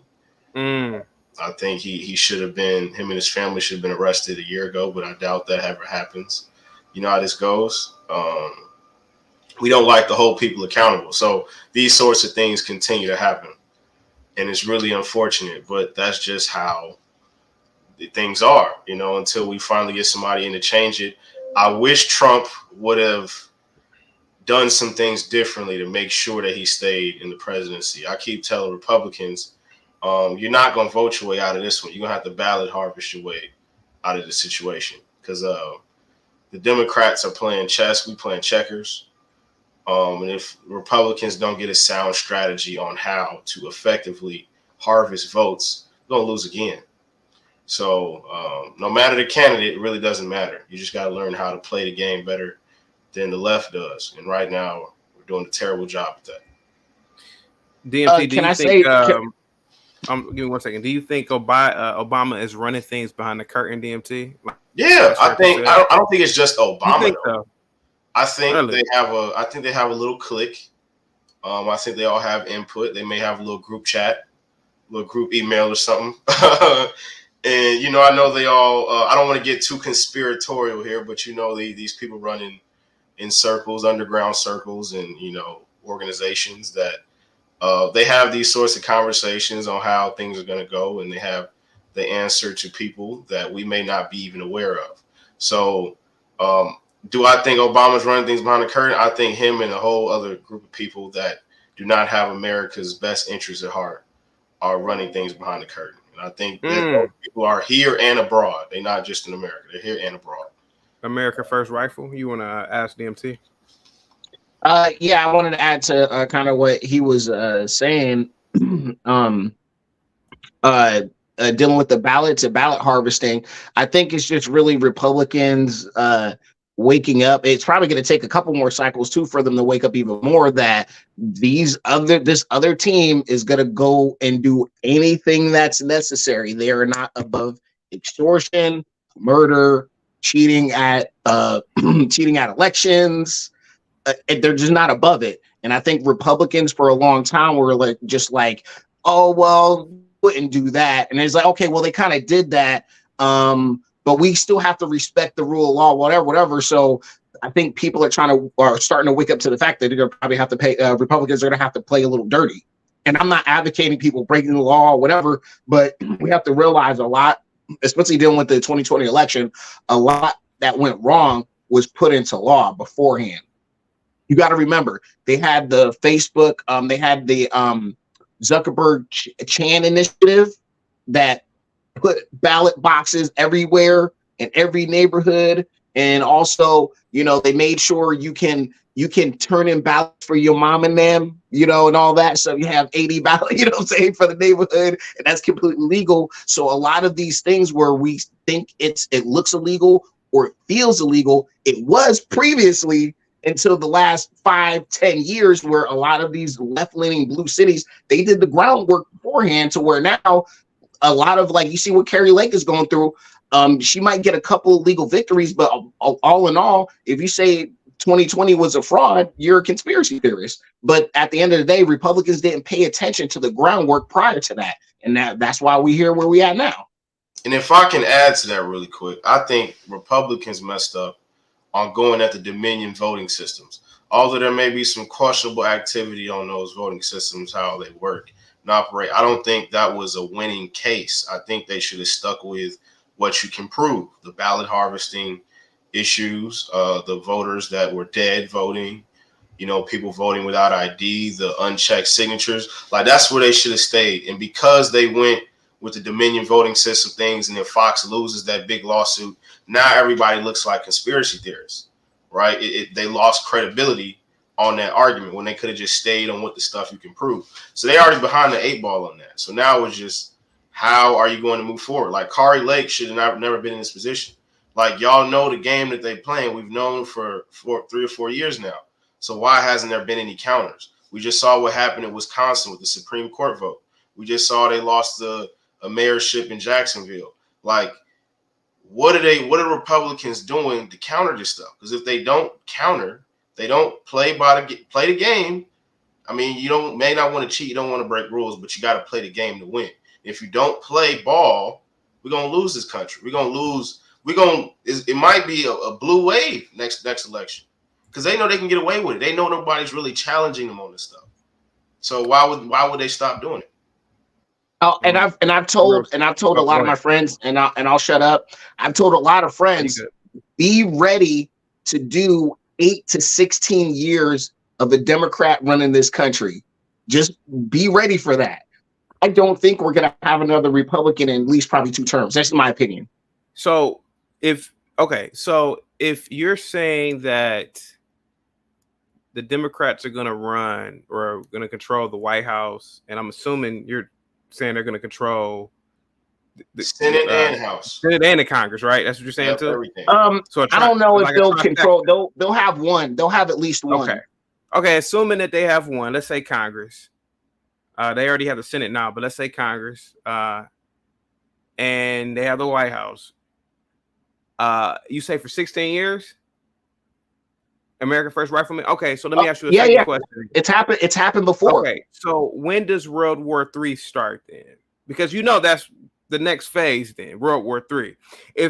Go ahead.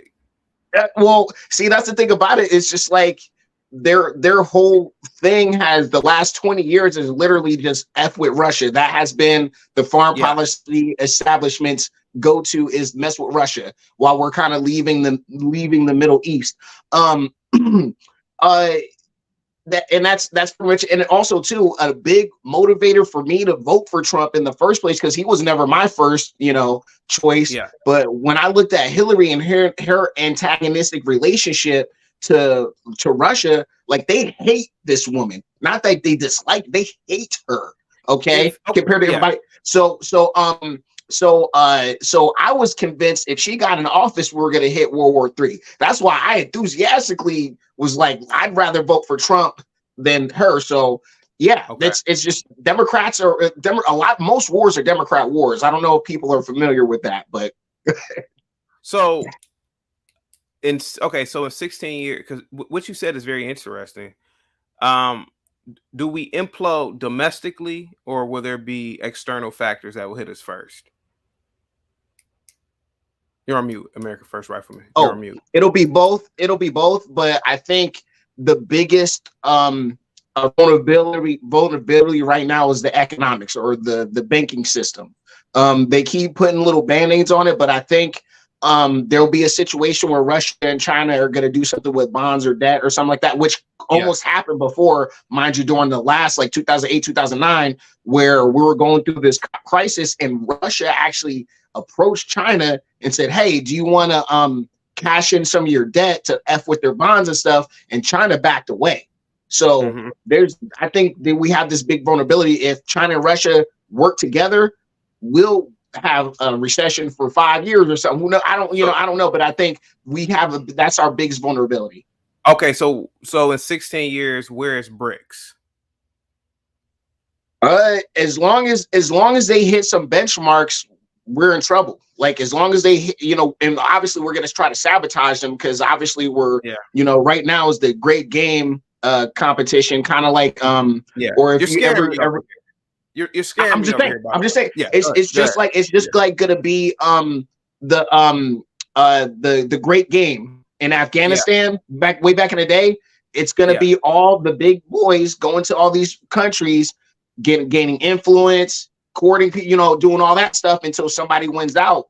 And I think that's You say the first institution in America that will fail to be. So you're saying it'll be the banking system, right? That'll fail first, right? Yeah. We'll be the second.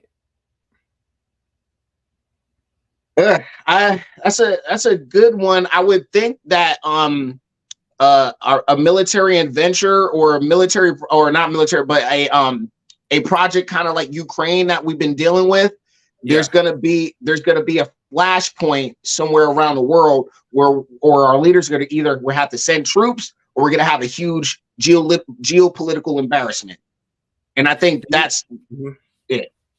Do you think that America at the southern borders or the southern border states, it'll look like a Mad Max scenario? Basically, would it be a dystopia in some parts of America in 16 years? Because go ahead. Yeah, and I think it'll result for certain states like Texas is already kind of responding to, you know, the Biden administration's non-response to the border. They're already kind of taking extraordinary measures, you know, like unprecedented measures where they're literally taking over parts of the border that's the Fed's responsibility into their own hands to keep people out. So I think there's going to be a lot more states that are just going to be like, you know what, screw it. You guys are more harm than good. Talking about the federal Washington, and they're just going to say, we're going to ignore your stuff or whatever. I think that's going to happen more and more. Lord Giatron. Especially if Democrats are in charge. Wow. Lord Giatron, what say you about what America First Rifleman is saying? America First Rifleman, hey, brother, yeah, bro, look, you on point. You got your head together, bro. I appreciate what you just said. But let me give you a bit of food for thought. You too, DMT. Let me give y'all some food for thought. What's going to break down first is already starting to break down. The education system. Arnie Duncan, the head of the Department of Education under Obama, he's the Gaylord who implemented this CRT and LGBTism and activism instead of STEM in the public school system. It's going to be in order for a nation of this magnitude and power to break down. Oh, let me start over. Please, I'm sorry, guys. This is very near and dear to my heart. The number one thing that breaks down, first and foremost, is the fucking, excuse my language, is the truth. The truth breaks down. We are being lied to, lied on, and everything we're getting is being lied about. From men could be women to women could be men to racism is something that's systemic to all of that crap. That's number one. Number two, now the education system breaks down. The kids aren't being taught how to think. They're being taught what to think. They're being force-fed a bunch of grits, lettuce, and ketchup. A whole bunch of nonsense that gets you sick and don't give you any nutrients. They're being taught and fed a bunch of stuff that makes them stupider. They're not being taught anything. You go watch Fresh and Fit's podcast, for example, and they have a bunch of chicks up there that can't even name 3 countries. And this is repeating itself nationwide. It's not just those guys. They're the ones putting it on blast for us to laugh at. But in reality, these chicks out here, kids in general, can't even name 3 countries. I went to McDonald's this morning before I went to work. Grabbed me I used cash. Grabbed me a McChicken biscuit and a hot plate. Okay. The little dude who gave me my change back, my change was $8.80. My order came to like $11.20, something like that. My change was supposed to $12.20. It came to $11.20. My change was supposed to be $8.80. The dude gave me all 8 ones and picked up 3 dimes and gave me 2 quarters. My point is, he didn't know to give me a 5, 3 ones, 3 quarters, and a nickel because he couldn't even count and calculate in his head. That's a byproduct of the education system that we have in this country. So when you have a bunch of stupid people who have weak mentalities, that's where your country breaks down first. You have stupid people who are weak. Second, okay, first is the truth. Second is stupidity. Third, the banking system. And when I say the banking system, I'm not talking about the other countries' money value going up, the ruble or the Chinese dollar or the Japanese yen, the British pound or the euro. Those things fluctuate depending on economies and populations. Those things always fluctuate. The American banking system is going to collapse because you brought this up again, America First Rifleman. We have a weak military. We have weak people joining our. We have a government that's not providing for the national defense. Like I said, Joe Biden is breaking the law. The preamble to the Constitution say to provide for the common defense. He's doing everything in his power to weaken and disarm our military and to weaken and disarm our Second Amendment rights from the common people.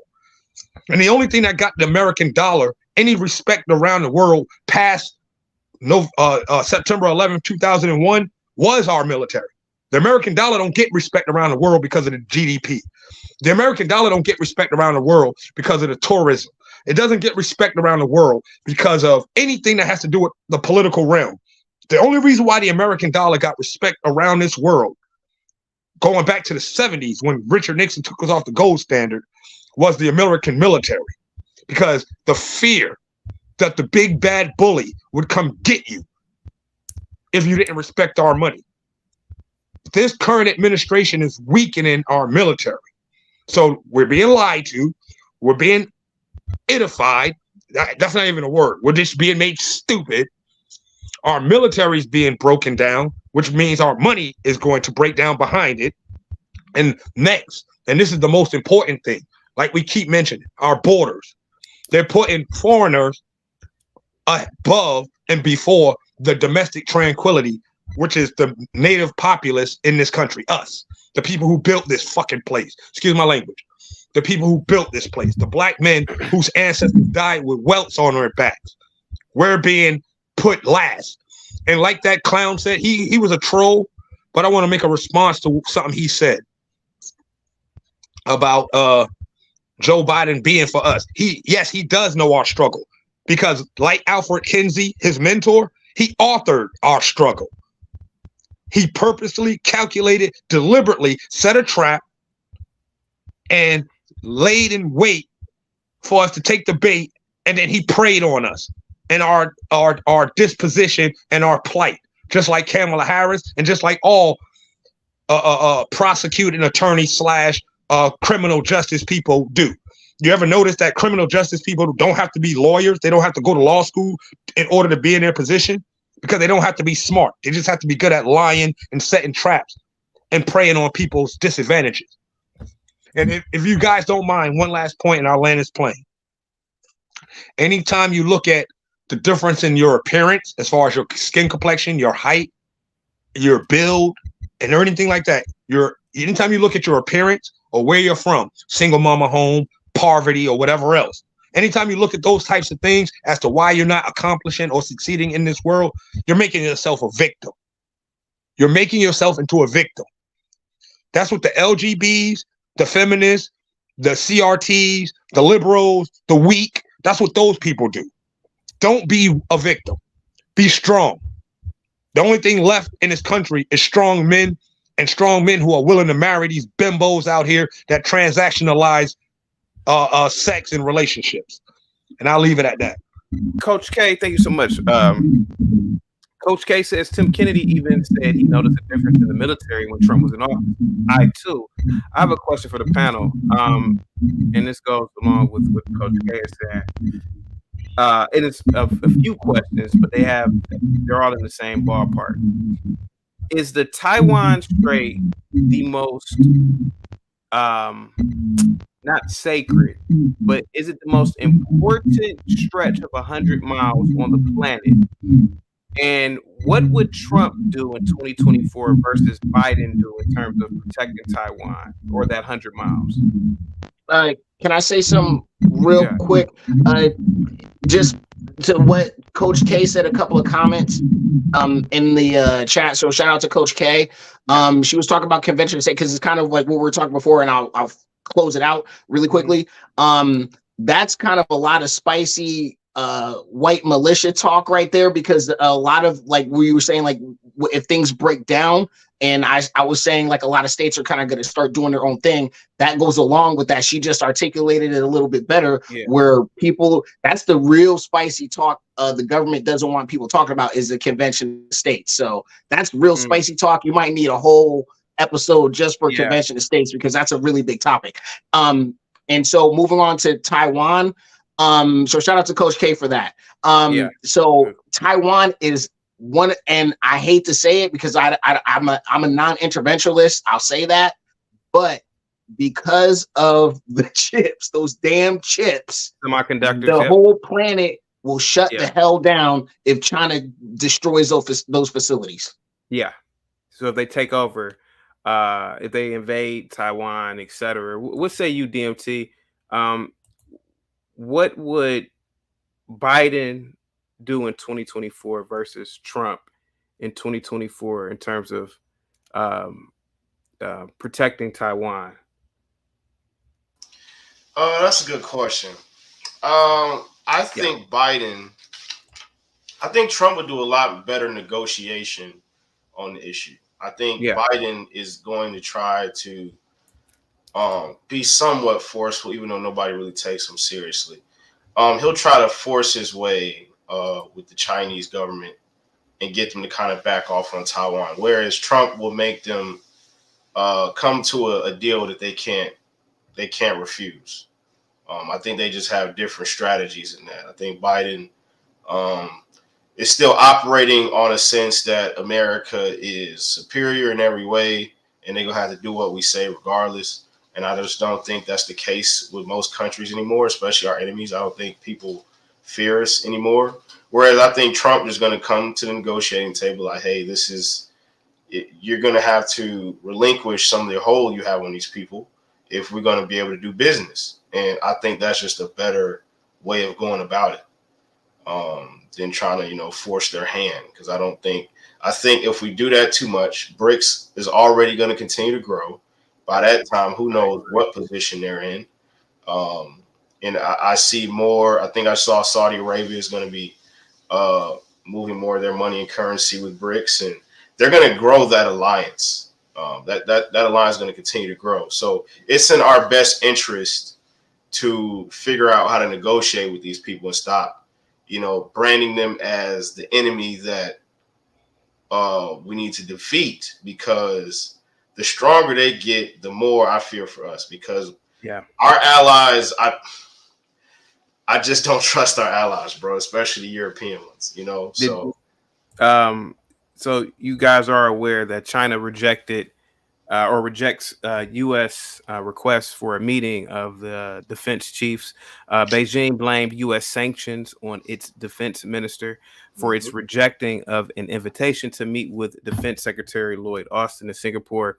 Goes on to say that the Pentagon has suggested a meeting between Defense Secretary Lloyd Austin and Chinese Defense Minister Li Shangfu on the sidelines of the Shangri-La Dialogue.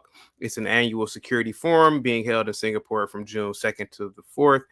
Washington has been seeking to restore high-level communications with Beijing as both sides signal a willingness to ease tensions stoked by clashes over Taiwan, which we're just talking about, a Chinese spy balloon, which happened a few months back, and Russia's war in the Ukraine. But China has outlined limits to the constellation over its issues with U.S. sanctions and what it sees as a broader effort to contain its rise. China not meeting with America, it's happened before. America first rifleman, was it 2021? If I can remember. Does this also signal that we are weak as a country in this administration? We don't want to meet with you. I'm sorry. That's you good. Imagine that's how they sounded. Go ahead.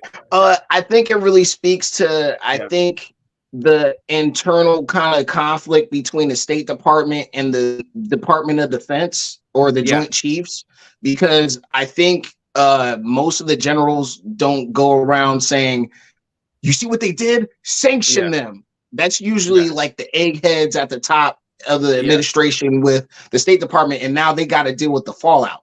And the thing about, but like, we're in a weak position because we literally go throwing around sanctions to everybody and their mom, and then we're just like, why aren't they cooperating? Is it also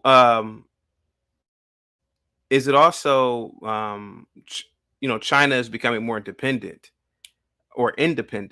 and I feel like now it's like they don't need the U.S. at this point, and I feel like it's like, we ain't gotta meet with them, who cares? I think there's still a high level of interdependence. Okay.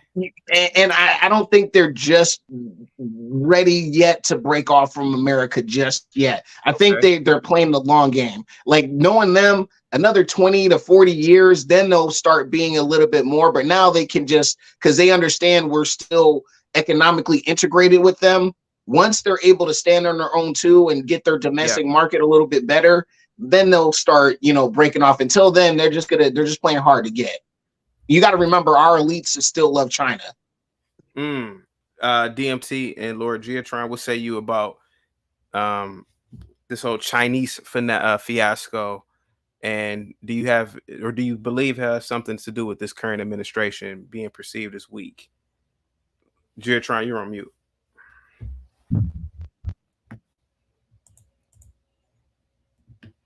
You're still on mute, G. Yeah, you're on mute. I'm sorry. The world knew. The world knew back in 2021, January 2021, coming into office, that Sideshow Joe was just that, just a sideshow. Everybody knew he was. Everybody knew he was weak. Everybody knew. Everybody knew it was a farce. I'm not a conspiracy theorist. I am, but I'm not. I'll accept the results of that election. I feel like it was stolen from Donald Trump. They used dead people. They used all those people that they let cross the border vote when they shouldn't have the right to. They did everything in their power to steal that election. Everybody in the world knew Joe Biden coming into office was weak. They knew they would be able to bend this country over without no KY and do anything they want to us. You let 3 Chinese spy balloons fly over our country, and you went and asked for permission to get them shot down. You're the president, commander-in-chief. You asked for permission. Commander-in-chief asked the military for permission to shoot down some spy balloons over our country. And you didn't raise a finger to retaliate. The world's watching. The world already knew. Anybody who was a part of weak behind Obama is going to be just as weak, or if not weaker. We're the laughing stock of the world. They're trying to destroy this country. They're doing it, and it's happening right in front of our faces.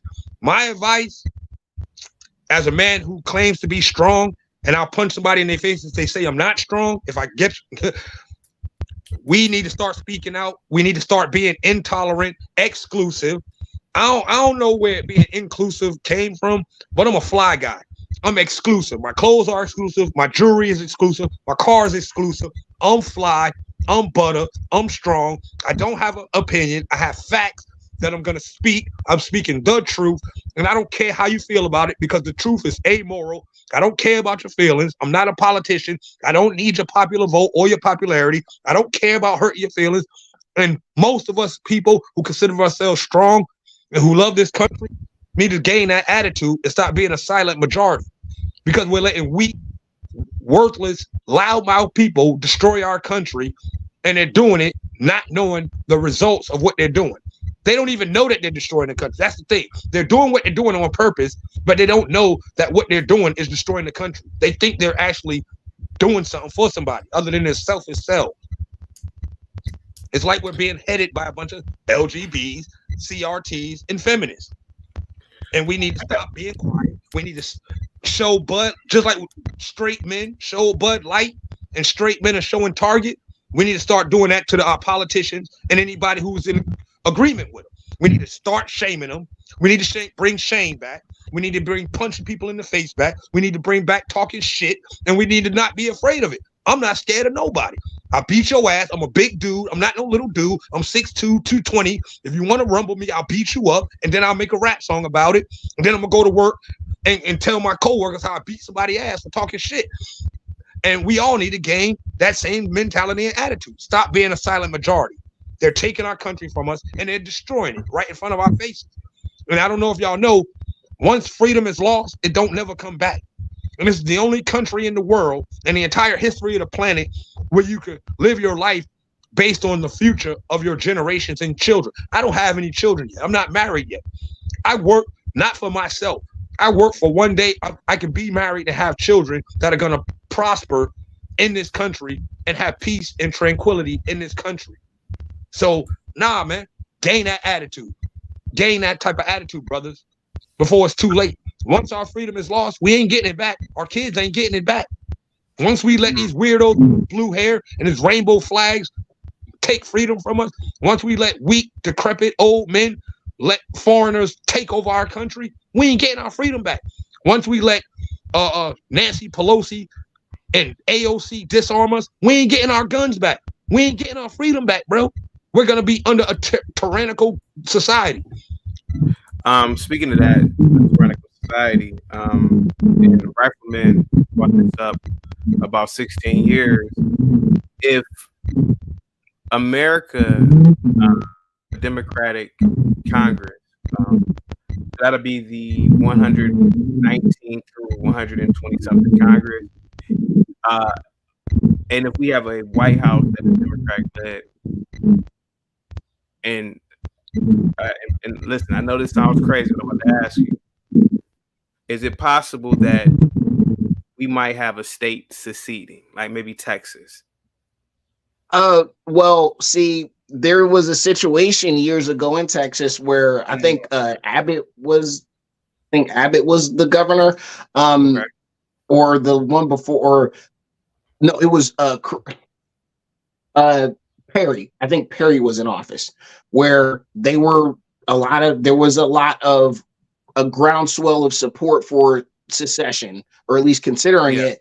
And Obama simply said, well, you can secede if you want, but we're just going to put a no-fly zone over Texas. You know what I'm saying? And then a lot of folks don't understand where every state has federal property that literally belongs to Washington. Yeah. And I'm talking about all types of assets. Yeah. You know what I'm saying? So that's like really spicy. That's what I'm saying. That convention of state stuff, that's where it gets spiked. That's a spicy conversation. It's scary too, but. Well, because, you know, what you said was very interesting. You said that, you know, you see a forecast of just Democrats running everything. And I'm telling you, man, it might get to the point where one of these red states will cede or secede. And I really see that happening for some reason, man, because the way I see it now, if it's the way that it is now with Biden's administration, imagine Kamala administration. My God, imagine Karine Jean-Pierre running for president. I mean, at this point, anything is possible, man. Look, if Kamala Harris, and I'm not one of those alarmists, like, if a woman gets in office, she's gonna press the button. I ain't like that crazy, but it's just like, if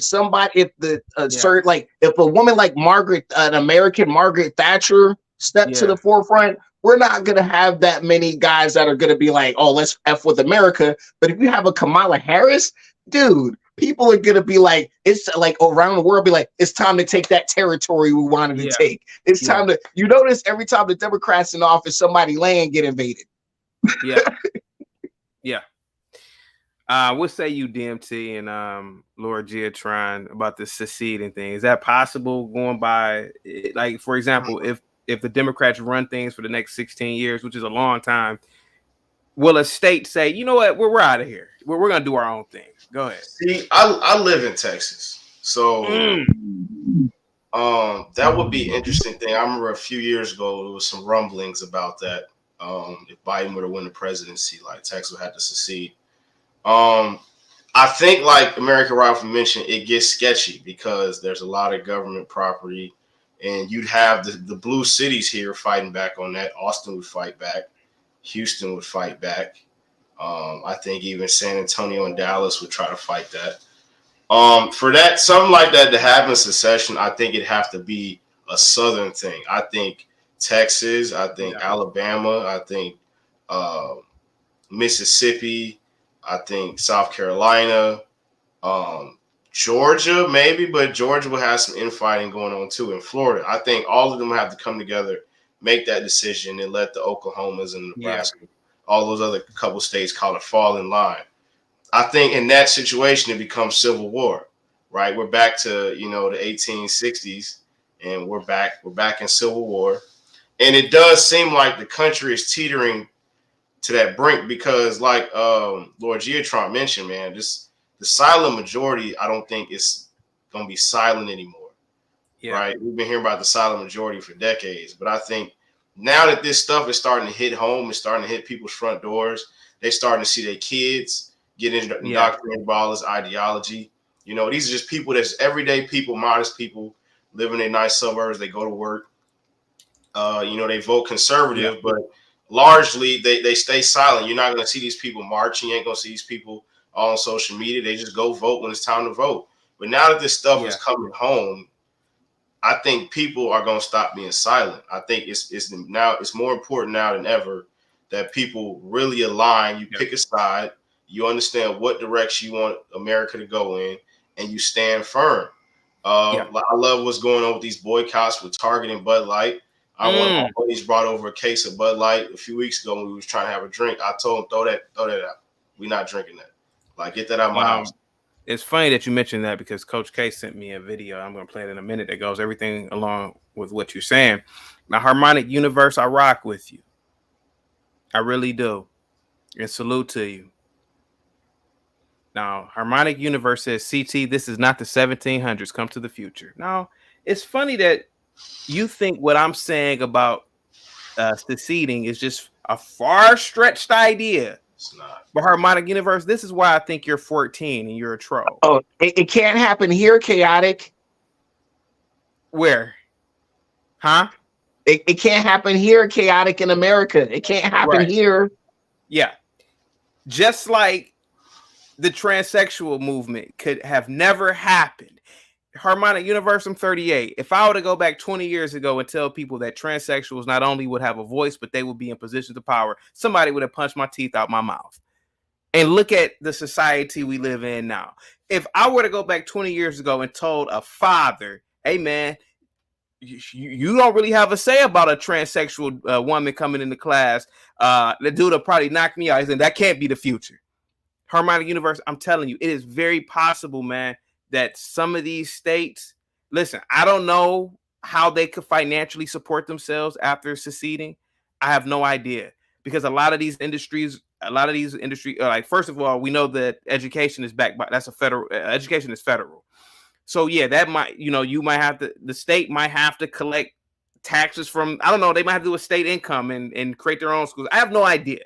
It's very complex, but it's possible, Harmonic Universe, that might, man. Go ahead, sir. Go ahead, Lord Giatron. What say you about seceding? Do you think a state will eventually secede? No, I think we're in a little bit more trouble than that, sir. First, I just want to say something to the dude, who said I'm grimy. Hold on for a second, Lord Giatron. Hold on for a second. Aware, I rock with you, but Aware said states would never succeed. No, it's secede. As soon. Okay, go ahead, Lord Giatron. Go ahead. Now, what I was finna say was, there's a bozo in the chat room who said I look grimy and just need to take a shower and some OxyClean. I just got off work, bozo. And I make more money than you. That's number one. Somebody said I look like a broke Kanye West. I do, but this broke Kanye West make more money than you. And now, the dude who got clipped out of the chat room, watch them niggas, 9-9. Bro, if they don't let me beat them up, the only other option is to try to take it to the gunplay. They don't want that with me, bozo. Now, getting back to what I was saying, Chaotic, I think we're in a whole lot more trouble than having states seceded. Because it's going to get to the point with these Democrats that we're eventually not even going to have a country to secede from.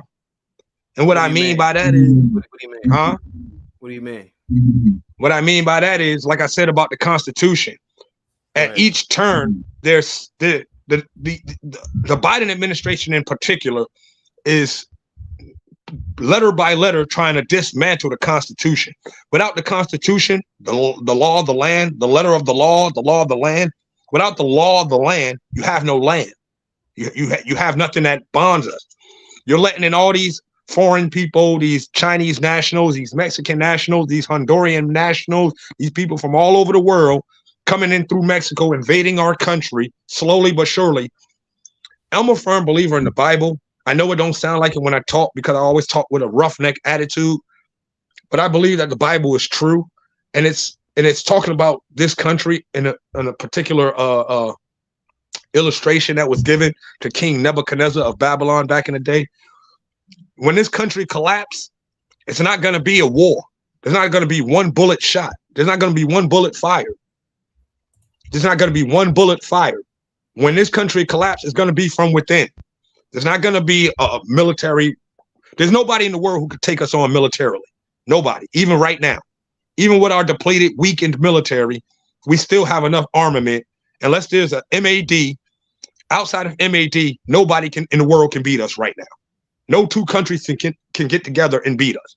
Russia and China cannot beat us without MAD, mutual assured destruction. Without nukes, nobody on Earth together, no two countries, no three countries together can beat us. We have too much armament.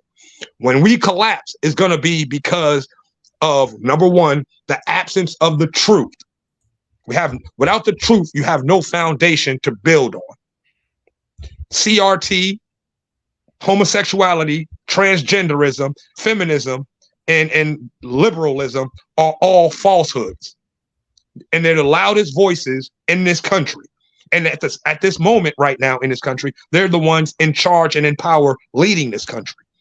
That's why I say what I said about the silent majority. We have to start speaking up. We have to stop being nice. We have to stop being politicians. If you're not going for some political office or some election that you're trying to win, don't be nice to people. Learn how to be mean. Because these people, the loudmouth minority that are liars, living in falsehood, are going to lead this country into extinction. There's going to be a bunch of people here with no culture. There's not going to be a common law. There's not going to be a common culture. There's not going to be a common language. There's not going to be a common ethics. There's not going to be a common dress code. There's not going to be a common morality. There's not going to be a common religion. There's not going to be a common faith. There's not going to be a common belief. There's not going to be a common anything that we stand for as a unit, which means that, and then when you have no law to keep that in order, which the Democrats are destroying right now when they're destroying the Constitution, you don't have a country. It collapses right then and there. It collapses under its own weight. And that's how a dystopian society is created. That's how the Hunger Games comes into existence. But yeah, to the dude, watch them niggas, bro. I'm not gonna respond to what you said about beating somebody up. They better off letting me beat them up. They don't want the other avenue. Carolina, thank you so much, Lord Ron. Carolina Piper with the $10 super chat says, "Salute CT. DeSantis 2024. It's time to move forward." I don't think so, bro. I like DeSantis, but I'm voting for Trump. I also want to point out somebody else in the chat quick. Where did it go? First Call says, "Why should Mexicans be allowed in America?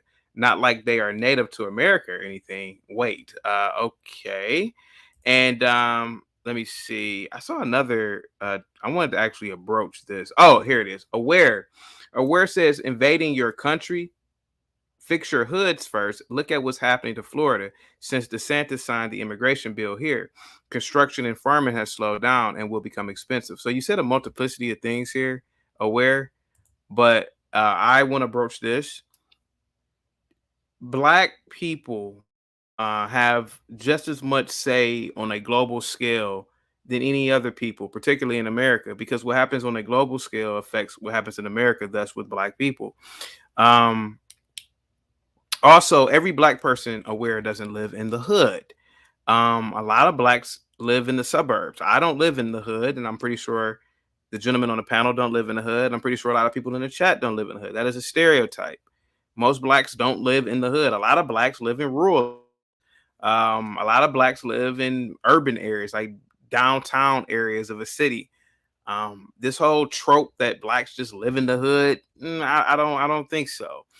And you said, what's happening to Florida since DeSantis signed the immigration bill? Construction and farming has slowed down and will become expensive. Well, construction and farming has slowed down because of shortages with labor. We all know that. And I don't know exactly what else you were trying to get at, but does anybody want to broach this comment though? And salute to you, Aware positivity is coming your way. I'll say something briefly about look, for one, we want legal immigration in this country. So Yeah. that's part of, and that's the reason why people gravitated towards Trump, is because he actually briefly did speak about punishing people who hire illegals. That seems to be a bipartisan thing where people don't want to go after people who violate that is hiring illegals. It seems they don't want to go after those business owners. So, but anyway, we need to keep these people out of our country because we don't know who they are. Okay. So if we have to have more expensive farming and more expensive construction, guess what? That means more of us need to strap up and be productive to bring those costs down. And plus, the thing about it, we've had a labor problem in this country for 20 years. People don't want to swing a hammer. Okay, we've been brainwashed. We've been brainwashed saying a college degree is, you're a good person and you'll make all the money in the world or whatever, even though the trades can pay you just as much, if not more. Because all the guys I know in the trades are making more money. It only takes like a year of maybe enduring some crappy pay, quote unquote, which a lot of the starting pay now ain't even crappy in a lot of the trades now. You get just as much, if not more. But literally, I have a buddy that literally almost a year and a half starting in the plumbing as a plumbing apprentice. The man's already making damn near almost $40 an hour. You know what I'm saying? And and all he's done now is go to a couple classes and dig some trenches. He ain't even a plumber yet, and he's already making money. So that's what I'm saying. So this people complaining about, oh my God, all the cost, labor costs and everything going up, they'd go down if people would want to work. And that's it. DMT, Lord Giatron, you want to broach that comment? I'll put it back on the screen if you want me to. Yeah, listen, like you said, we have a right. I don't know if he's speaking in black people per se when he said fix your hoods. We have every right to talk about global politics in our country as much as the next group of people. So that's a silly comment. And I can understand that some early ramifications of the Florida immigration bill would be that you would lose a lot of construction workers and it may get more expensive. But I think that'll level out eventually. We can get American workers in those positions like it should be, or immigrants that are over here legally. But the idea that we need to sacrifice our morals and allow illegals just to pour into the country and give them benefits and jobs is just asinine to me. Like, it's wrong. I'm glad they signed the bill. I think more states need to adopt that. And we figure out how to get them here legally, and we get the Americans those jobs. There are plenty of black, white, Mexican, U.S. citizens, and Indians, Africans that will be willing to take those jobs. So, yeah, this may be an early setback because of the bill. It might be a little more expensive. I'm sure some construction companies are going to be looking for workers, and they're going to be sad that they can't pay them pennies on the dollar like they were the illegals. But it is what it is. It'll level out, and it should be okay. So I don't understand why that should be a concern of ours. That because they want a deck built for $300. They want a nice, great, sturdy deck for $300. So they'll sell the nation soul away just for that. Exactly. Hey, DMT. Another major problem. Another major problem, and aware. I highly apologize for how I'm about to insult your words, but this is our country. We built this freaking place. We did. The four men up here, you, your grandfather, I got too many male relatives and ancestors that died with welts on their back hanging from trees to say this ain't my country. I'm American. I'm not African American. I'm not none of that. I'm American. I'm more closely related to the white man that I worked next to early this morning than I am to any African. And he's more closely related to me than he is to any European. The air, the water, the food, the infrastructure, the history, the 400-500 years that we've been here makes us an actual nationality. We are Americans. That's number one.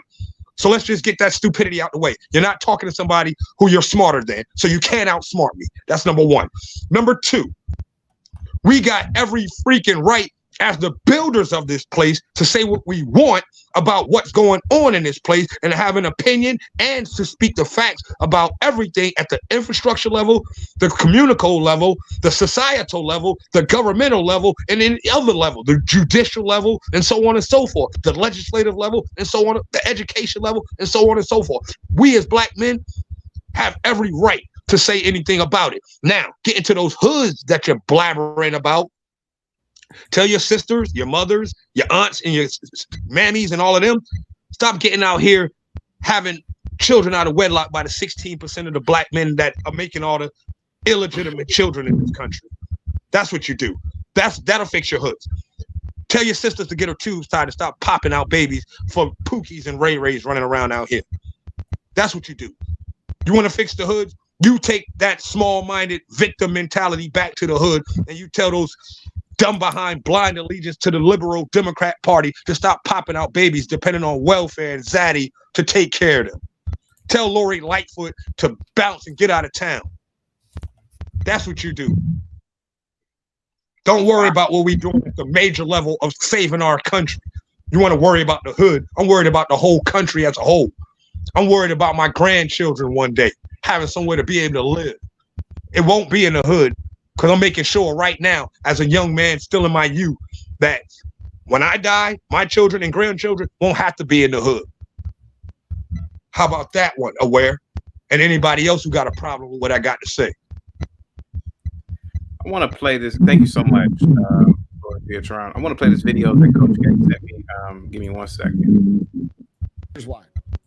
There's 3 initiatives that are put down through the World Economic Forum. One is called CPI, one is called ESG, one is called DEI. These initiatives are put down as social initiatives from the World Economic Forum, the most powerful people on the planet, through the banks to the big corporations. These corporations, unlike my business, actually depend on that financing 100%. So if they don't do the things that these 3 initiatives, the CEI, the ESG, and the DEI say, they actually lose their funding. So they can't operate their business. So you say, well, aren't these people smart enough to understand why they're destroying their business? They can't not do it. Because if they don't do it, they won't get their funding. So they can't operate. So they have no choice but to do it. And then they drive their business into the dirt. And here's why that's happening. Because the people who run these companies, the officers of the companies, are not the founders of the companies. These are people that are many generations removed and many degrees of caring about the actual brand removed. All right. So these people are college graduates who think they know a whole bunch of stuff because they have an advanced degree, and they are making decisions that are, basically about the money and thinking that eventually people will adopt this and it will stop. But it's not going to stop, and it's not supposed to stop. This is what people are failing to realize. What's happening is we are dealing with a communist insurgency that is undermining the values and the identity of the American public. What they are doing is they are intentionally creating a scenario where the American people rejecting this initiative is actually hurting iconic American brands that remove much of the American identity. So when you name these companies off, all of these companies represent America when you think of them traditionally. So now they're removing part of the identity, which is part of the communist process called demoralization. If there's less identity in America, there's less to fight for, which makes it easier to conquer, all right? Then on top of it, one of the goals of communism is to create 2 classes of people, very poor and very rich. And so what they're doing here is they are getting the American public to cancel their own companies that actually hurts their own neighbors who are good, hardworking American people. Because the people at Bud Light at the top are not the ones feeling the pain here. It's the delivery drivers. It's the hardworking red, white, and blue Americans that believe the same motherfucking shit that you all believe, who are getting fired or laid off or losing because of it. So they have run an operation to push this initiative down through the companies intentionally, where the companies cannot resist it because they're required to do so for their funding, knowing that the American people are going to reject it and destroy these companies, creating the lower class system that they're trying to create in the first place. Yikes. DMT, you were talking about that you went to your friend's house the other day and you refused to drink some Bud. No, he tried to bring it over to my house and I refused to. Okay, and so that's why I played the video, because Coach K sent me that video, and I thought that video had everything to do with what you were saying. What say you about the video and these companies? Yeah, he hit a lot in the head because I hear a lot of people asking, like, how could these companies be so stupid? Like, do they not know who their base is? Like, do they not know who buys their product? And like he said, their hand is forced into this ESG DEI stuff that's coming down from the WEF and kind of tying their hands behind their back, because no company in their right mind would lose money because they want to alienate their customer base unless there was a real reason. And it makes sense that, these ESG scores, a lot of companies are going by these ESG scores, and it's basically saying that you have to implement credit score. It's like a social credit system, and this is what I feared will be creeping into the United States some years ago. And it seems like here it is. They start with the companies, and next is going to be the citizens in general. Like, we're going to be judged whether our Twitter posts, our Facebook posts go against certain guidelines. Yeah. And if so, then we'll be knocked down a credit score. It may affect us trying to get a loan or buy a house or get a car, things like that. And it's important that now, like citizens, we find a way to actually fight back against this at the grassroots level, because, the WEF, they don't care about the everyday citizen. They're adopting, communist tactics. They're adopting mob rule tactics on how to rule the mob. They're of the belief that as long as they keep pushing this stuff, we'll eventually give in and accept it. That's what they think. So they don't care that people are fighting and kicking and screaming. To them, we're just like babies being weaned off a bottle. You know what I mean? So as long as they keep at it, keep pushing these agendas towards us, we'll eventually give in, and they've won by then, right? Yeah. So I think we're at a crossroads here where we got to figure out, okay, how do we effectively fight back against this without destroying our American brands that make America, like he was saying. And it's unfortunate that a lot of the, like he mentioned, a lot of the people that are working in these companies, they're far removed, they're generations removed from the actual fabric of how these companies were built. A lot of these family companies that were started they're being ran by grandchildren at this point, the fourth and fifth grandchild, or not the families that sold the shares or something like that. Yeah. So it's like the people they're bringing in now are college graduates, fresh out of the indoctrination. They're okay with all this stuff. So when they say, hey, we're going to push this LGBTQ shirt, we're going to push this this flag, we're going to push this on our bottles or on our cans, they're all for it. They're like, how can we do it? It's fun to them, right?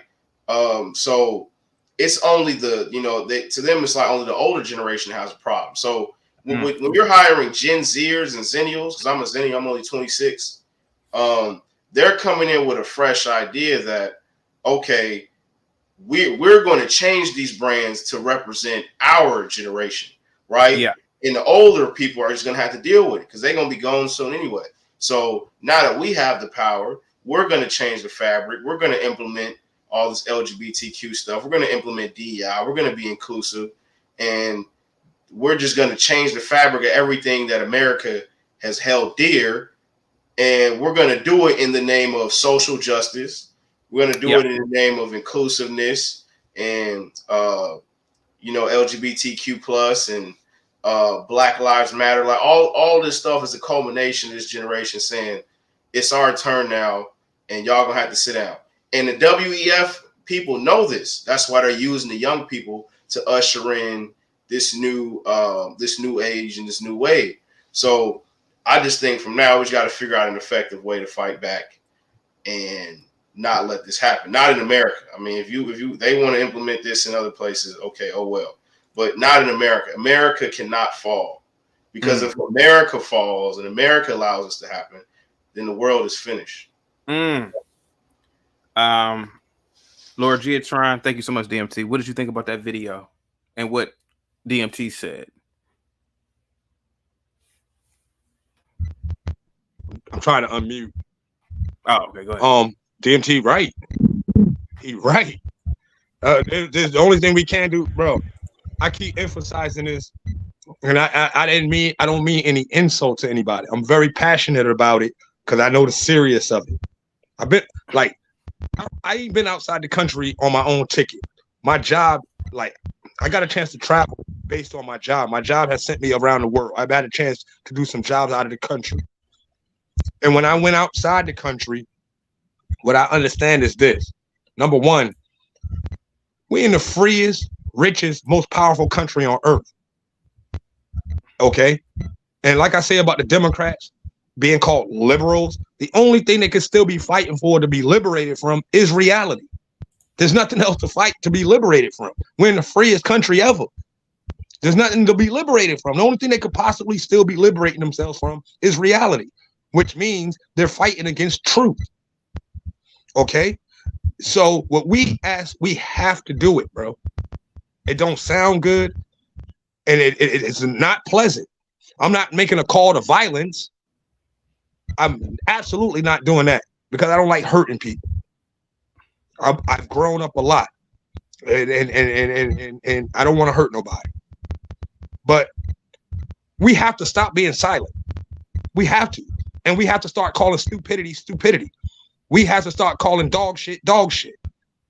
We have to stop being tolerant. We can't be inclusive. We have to stop being inclusive. We have to. We have to start laughing when we see a couple of punks walking down the street holding heads. We have to laugh at them. We have to make them feel ashamed because they know what they're doing is wrong.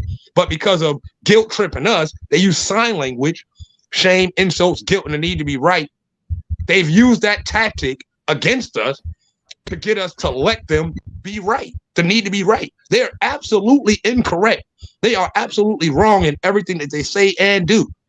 But they shamed us and guilted us into letting them be right. They can't insult us because if they insult they can't insult us. They call us bigots. They call us fascist, racist bigots. That's what they call us for being straight, strong men who bask in our masculinity. They call us bigots. They call us bigots when we don't want punks walking in the gym and in the locker room while we're naked. They call us no, be a bigot. You know what? You know what bigots do? They build skylines like Chicago and New York City. They build skylines like downtown Los Angeles. You know what inclusive people do? They build bridges and dams that collapse like the one that fell in Minnesota several years back that killed 16 people. You know what inclusive people do? Inclusive people build towns like Shreveport, where there were 18 people eaten by somebody else. Texas Chainsaw Massacre events happen. Jeffrey Dahmer type people come into existence when you're inclusive and tolerant. That's what happens. Timothy McVeigh comes into existence when you're inclusive and tolerant, because the signs are there. When you meet people who are always walking around parading about being liberated in the freest country in the world, well, what else can you be liberated from when you're already free? You're in the freest place you can go on earth in the history of the planet, the freest place ever. Where else can you go freer than here to be yapping about being a liberal? That means there's something inside of you fighting against the truth. That's the bottom line. The truth. As long as the truth is being denied, this country is doomed. Hey, Lord Giatron, you ever heard of I did a story on it, the Rainbow Family? The Rainbow? I haven't heard of that. What do you got? It's like a festival, like hippies, and it was murder, rape, all types of craziness there. And you're right, man. When a lot of these people get together, man, their debauchery comes out in full force, man. Yeah, so these peace-loving hippies, they're all there just smoking weed, but really it's just a whole bunch of hobos who are mentally ill. Hippies are the worst. Anti-society, or anti-America, anti-capitalist or capitalism. And, most of these people are mentally ill, schizophrenic, smoking weed, and, they're killing, just like how you said at the Texas Chainsaw thing, or Jeffrey Dahmer. He was a part of that community too. But you notice how Netflix, they didn't, I think they took off that hashtag. This is an LGBT movie or something, right? There was a big kerfuffle about that. Yeah, so you're right. Yeah, you're right to a degree. Yeah, and can I add one other caveat? Because Like I'm growing. I'm not saying I'm perfect, but the one thing I do know is this: I know not my truth, not a truth. I know the truth. And I'll take up a debate against any man who wants to debate me at any time about the truth at a spiritual level, a humane level, a societal level, and just basically at a national / ethnic level. I know the truth, and I know my history. I'm not some green bean. I don't. Give me 1 second. Hold tight. Hold that. Go ahead, Lance. What say you about Donald Trump, sir? I think if he does get back, I think DeSantis should be his running mate though, as VP, because he'd be a good COO. You know what I mean? But y'all are right. You know what the national educational level average is in the U.S. now? It's 6th grade. In the mid 80s, it was 8th grade. That was when they took civics out of class too, and took it out of the main curriculum and put it into elective when they brought it back a few years later. But they did that nationally. Now, I know it's an old trope, and people keep calling us conspiracy theorists and stuff, but the communists and the progressive Democrats have been disassembling the Constitution and America since the 20s. And they did that when they saw us come out of World War I. Well, the fact that we went into World War I after only being a country for 150 years, and after everything we went through and still survived. The Civil War, the creation of a country, the changeover from a colony to a country, we did that in 30 years. We made slavery illegal to import in, what was it, 12 years after it became a country? Yeah, I think it's like that's unheard of. Yeah. Right? I mean, what we've done is unheard of. The reason why the moment I realized that the UN was actually fighting against us as a country was when that See You Next Tuesday, Ruth Bader Ginsburg in the mid-90s said that Canada, South Africa, and was it Brazil, had better constitutions than the United States. She should have been disbarred and thrown out of the court right then and there. And people keep talking about, we get distracted, right? Because they're putting, like what they're doing with black folks. They've been doing that since the 70s, putting y'all against us because they know because they don't want the people or the U.S. involved in global politics. They use us to fight their wars. Look what NATO did. We should have pulled out of NATO the instant that they broke a contract with Russia, with Ukraine, right? I was talking about last week about how the progressive Democrats have turned nationalism into bad. They equate it with the red shirts and stuff like that, or the brown shirts, right? So by taking and equating anybody who has American spirit, like old dude over there, the guy in Washington, he could be classified as a nationalist, right? Because his faith in America. Now you're not supposed to have that these days. So in the mid 80s, well, in the 70s, they started pushing because they say Nazis are the right. Yeah, in England and Europe they are, not in our political system. In our political system, they're progressive left, but they couldn't equate that. So they pushed it over and made all conservatives and libertarians. If you were a nationalist, they upped the ante and said, "Oh no, you're a Nazi. There's no difference." There's a big difference. There's a world of difference in that. Now we see the same mental processes with the Armalite, AOC. It's a weapon of mass destruction. It's an army weapon. It's a military weapon. No, it's a UN weapon. If you look back at how the Armalite came into existence and why, it was because in the 80s and 90s, the UN was getting their butt kicked in North Africa by old US weapons that we were given, and they bought the 7.62 round, right? The AR is a 22 or 223 and 5.56 round. Those are UN standard rounds. Okay, so they were getting their butts handed to them in the streets, right? So, armor piercing. I mean, a 7.62 round is a decent round. It's a nice light round, but it's powerful. So what they did was they said, "Hey, America, you can't be making these." Up until the 90s, the 7.62 was our standard round for civilian, long, and military. Now it's the 223 and 5.56. So now they're coming out and saying, "Oh, that's a bad weapon," right? They're trying to get those taken out. That came into existence because of UN initiatives. The UN isn't supposed to have control or say in our internal politics, our internal methods, right?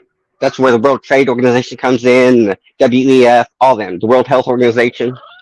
They don't really have a say, but our politicians, especially and I know it's a trope again, but the globalists, it's something you can say that makes people go, "Oh yeah, it's the socialists," right? Old dude was talking about Europe is no use to us anymore. They're not. They're socialists. It's hundreds and hundreds and hundreds of years of their people buying into their system. We don't have that.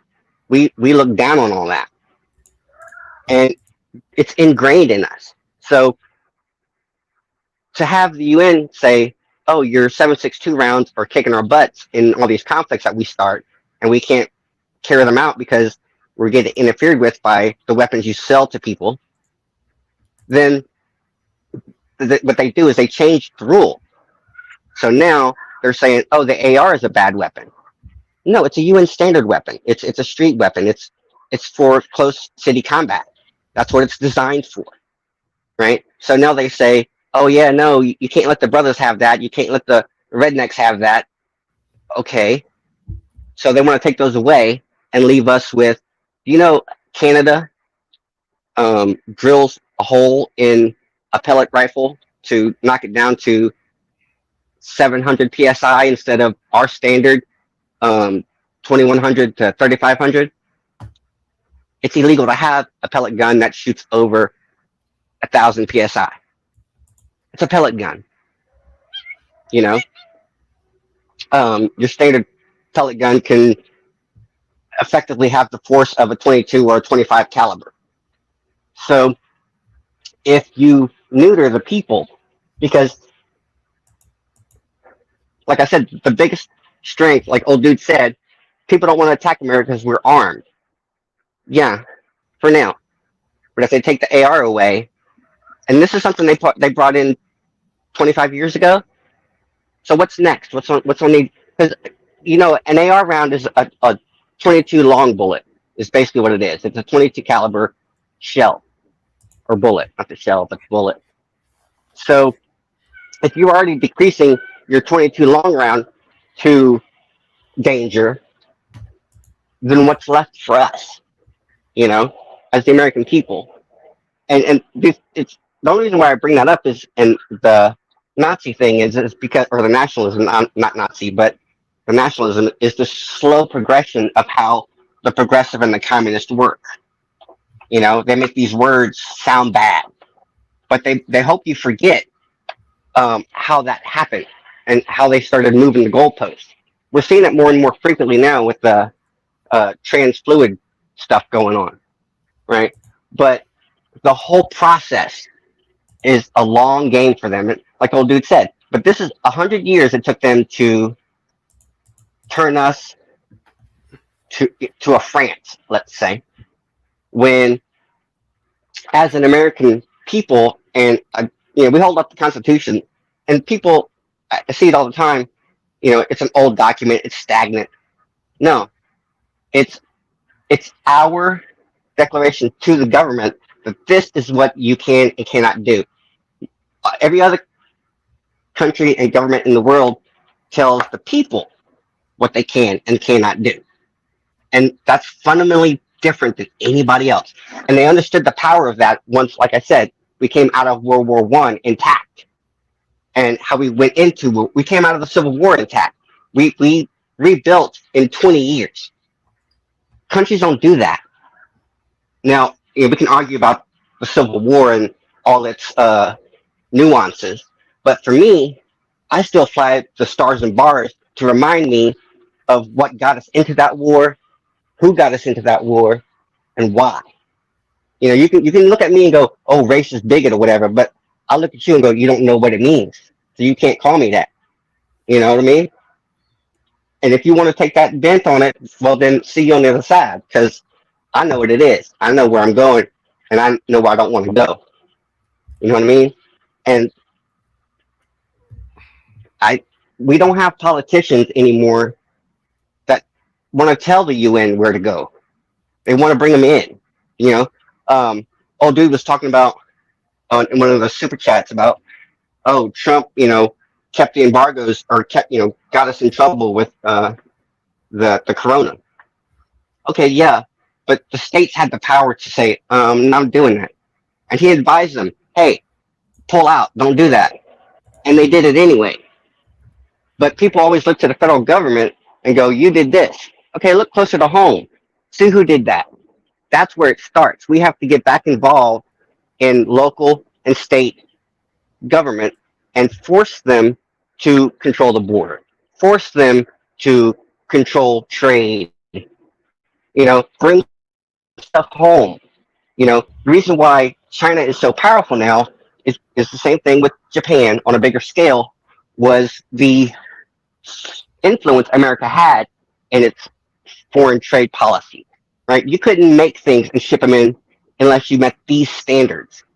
Well, the UN got involved and said, okay, if it's crippling to that country to do that, you can't force them to do that, right? If you're making stuff, right? So if our chemical processes on plastics, let's say, it's expensive, especially when you're tooling up for something, especially if you don't have it, right? So if you're making these new plastics, let's say, and your chemical process says, okay, you have to do this, mix this with this, purify this to that point. Look at our metals. Our metals from China are crap, right? But it's because we let them get away with inferior processing because, the technology can't do it, right? It's true. So in order for them to do that, we would have to, and you're not allowed to give it to them, right? Because they can't maintain it themselves, is the argument the UN makes. The UN thinks you're stupid or you're inferior, right? Look at the UN, right? They made a European Union to keep several countries from going under. So they used top 5 to support the bottom 15. And instead of letting them crumble and reorganizing, they use and they blackmail them, right? So they blackmail them like they did with us. You blackmail people into going, do this or we won't do that. Okay, but nobody has the balls to go, fine, do that then. I'll see you on the other side. And our politicians don't do that. They want us to join the European Union because they know that we would support support them financially until they're ready to not have us there. Because the last thing they want is for a strong America, politically and population-wise, mentally. So we have to get our kids smart again. If you're working on a 6th grade average, they're not going to understand what the Constitution means. They don't care, right? They don't care if you have a ID, electric ID system, off your phone. You just scan your QR code and there's your ID. They're not going to understand the creep of that, right? They're not going to understand why, legalizing all drugs is a good thing or a bad thing. They're not going to understand why 50 million illegals in the country in 40 years is a bad thing. Right. They're not going to understand why not having, changing Obama changed our economic system from manufacturing to a service industry. You can't do that. You can't support that. We saw what happens when you do that. When the supply chain breaks, you've got nothing for people to service. They're not going to sell anything. We don't fix anything. And if you do fix it, you have to order parts from BFE. And when you do get them, they're substandard half the time because the country you're ordering them from keeps the good stuff, as one would. Right? So you ship the Americans the cheap crap for cheap prices because we had a standard. Buy American, be American. That's why everybody wants to come here. But the last 40 years, they want to come here and take it all home because we have 50 million at minimum illegals from every country in the world. But they don't care, right? And instead of making their countries better by forcing them to be better, by keeping their best who would want to come here there to fix their country and make it somebody we could trade with and be friends with, we just bleed them off, like with Cuba, Mexico, Guatemala. If you bring them over by the thousands without any purpose, they're just going to be here, do their thing, bring their political systems here, which are inferior political systems in the first place, or they wouldn't be coming here. Then what do you expect to happen? And they know that. That's why the progressives and the communists are taking the long game and taking us out, slowly but surely, diminishing the people, diminishing our philosophies, diminishing our influence, diminishing our money. It's a long game, and they have distracted us by turning us against each other. That's the first step. So if you have, the blackity blacks, wanting to kill Whitey, okay, distract Whitey, tell Whitey he's a racist and he can't fight back against blackity black, or he's a bigot and a racist, then you've already got a big foothold on diminishing the people as a whole, because it doesn't give the normal blacks a chance to go, hey, wait, don't do that. And it doesn't give the white folks a chance to go, hey, wait, we can work together. We're the same.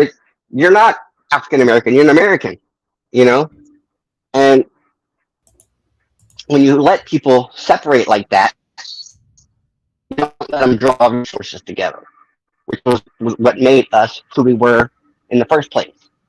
That's how we were able to win World War I, World War II, and we won't win World War III because we don't have that same infrastructure.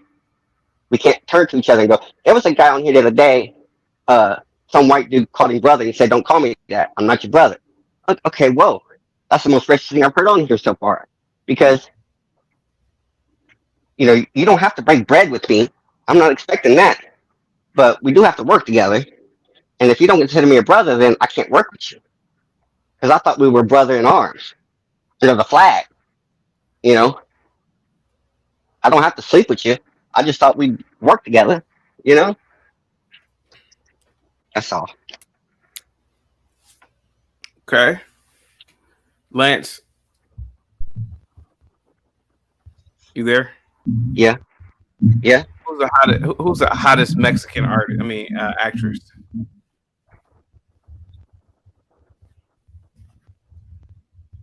I don't know. I don't pay attention like that. I don't really care about the entertainment industry more than necessary. Okay. They're a luxury item, and I don't really have interest in what they. I like Scarlett Johansson better. She's not Mexican. I know, but Lance, you said it all, brother. Out of the You said it all, brother. Thank you so much, man. We said it all, brother. You said it all. You made me remember I gotta buy more guns. Let me see. Who else is in the chat? Who else? Thank you so much, Lance. Hey man, I can't go on camera, by the way. I'm 5 miles out of town. I'm lucky to get voice. Okay. Thank you so much, Lance. Any other words, guys? I gotta show you guys one last thing. Oh, yeah. Yeah. I wanted the original thing we were talking about. Well, anyway, black ESG. folks, I want, or everybody here, just black folks, just everybody here watching this panel, I want you to do two things. Go out there, look up the name Yuri Bezmenov. He's the one that's talking about the demoralization. Okay. Go on YouTube. It's everywhere. Look at the whole lecture or the conversation he was having about what his job was in the USSR and what he did all over Eastern Europe and other countries. His job was to do, What was his last name again? Bezmenov. Russia, Yuri Bezmenov. Found it. And yeah. So do that. And then the second thing I want you to do, don't do the Wikipedia Cliff Notes BS. Be a strong black person like you say you are, or just person here. But obviously there's a lot of niggas here. Look up The Road to Serfdom by Hayek. The Road to Serfdom, and it will tell you line by line how dangerous collectivization, central economic planning, all these things lead to disaster every damn time. And I'll just keep it at that. I can't keep going. I kind of got to go to sleep because I did the night shift and I got to wake up in a couple hours to go back to work. But seriously, people, these are very dangerous things because you have to remember what's made America a great and powerful nation. One thing, and I'll try to not do the regular stuff people say, one thing, the patent office. In the beginning of the country, the founding fathers set up the patent office. So if you invented something, you can have a commercial advantage and keep more of your labor and keep capital from your ideas. So it gives you a head start. So no institution or the government or anybody, some elite can come and just swoop in and steal your technology and steal it for themselves. So we enabled the smallest person in America to build something and they keep the profits from that. So that already set America apart just from that right there. And then the second thing is decentralization. Everywhere they just make sure, obviously, we have a strong central government. You use the Constitution as your guide. You go by your state constitution and you go off of that. And the federal government and the Constitution's to protect you from the federal government. So you see what I'm saying? So this is what we need to go back to. So like I said, look up Yuri Bezmenov, the demoralization, and then look up the book. Buy the book on Amazon, the hardcover book, before the liberals destroy it, so you can't buy it anymore, or whatever, or they take it in your local, they change it digitally in your paperback, your little digital devices that they're going to have everywhere. Buy the paperback and look up The Road to Serfdom. And these books are powerful, and you will see why what's happening now on the left is very dangerous. And with that, I will land this plane. Trump 2024, be loyal, and black people, just have a brain.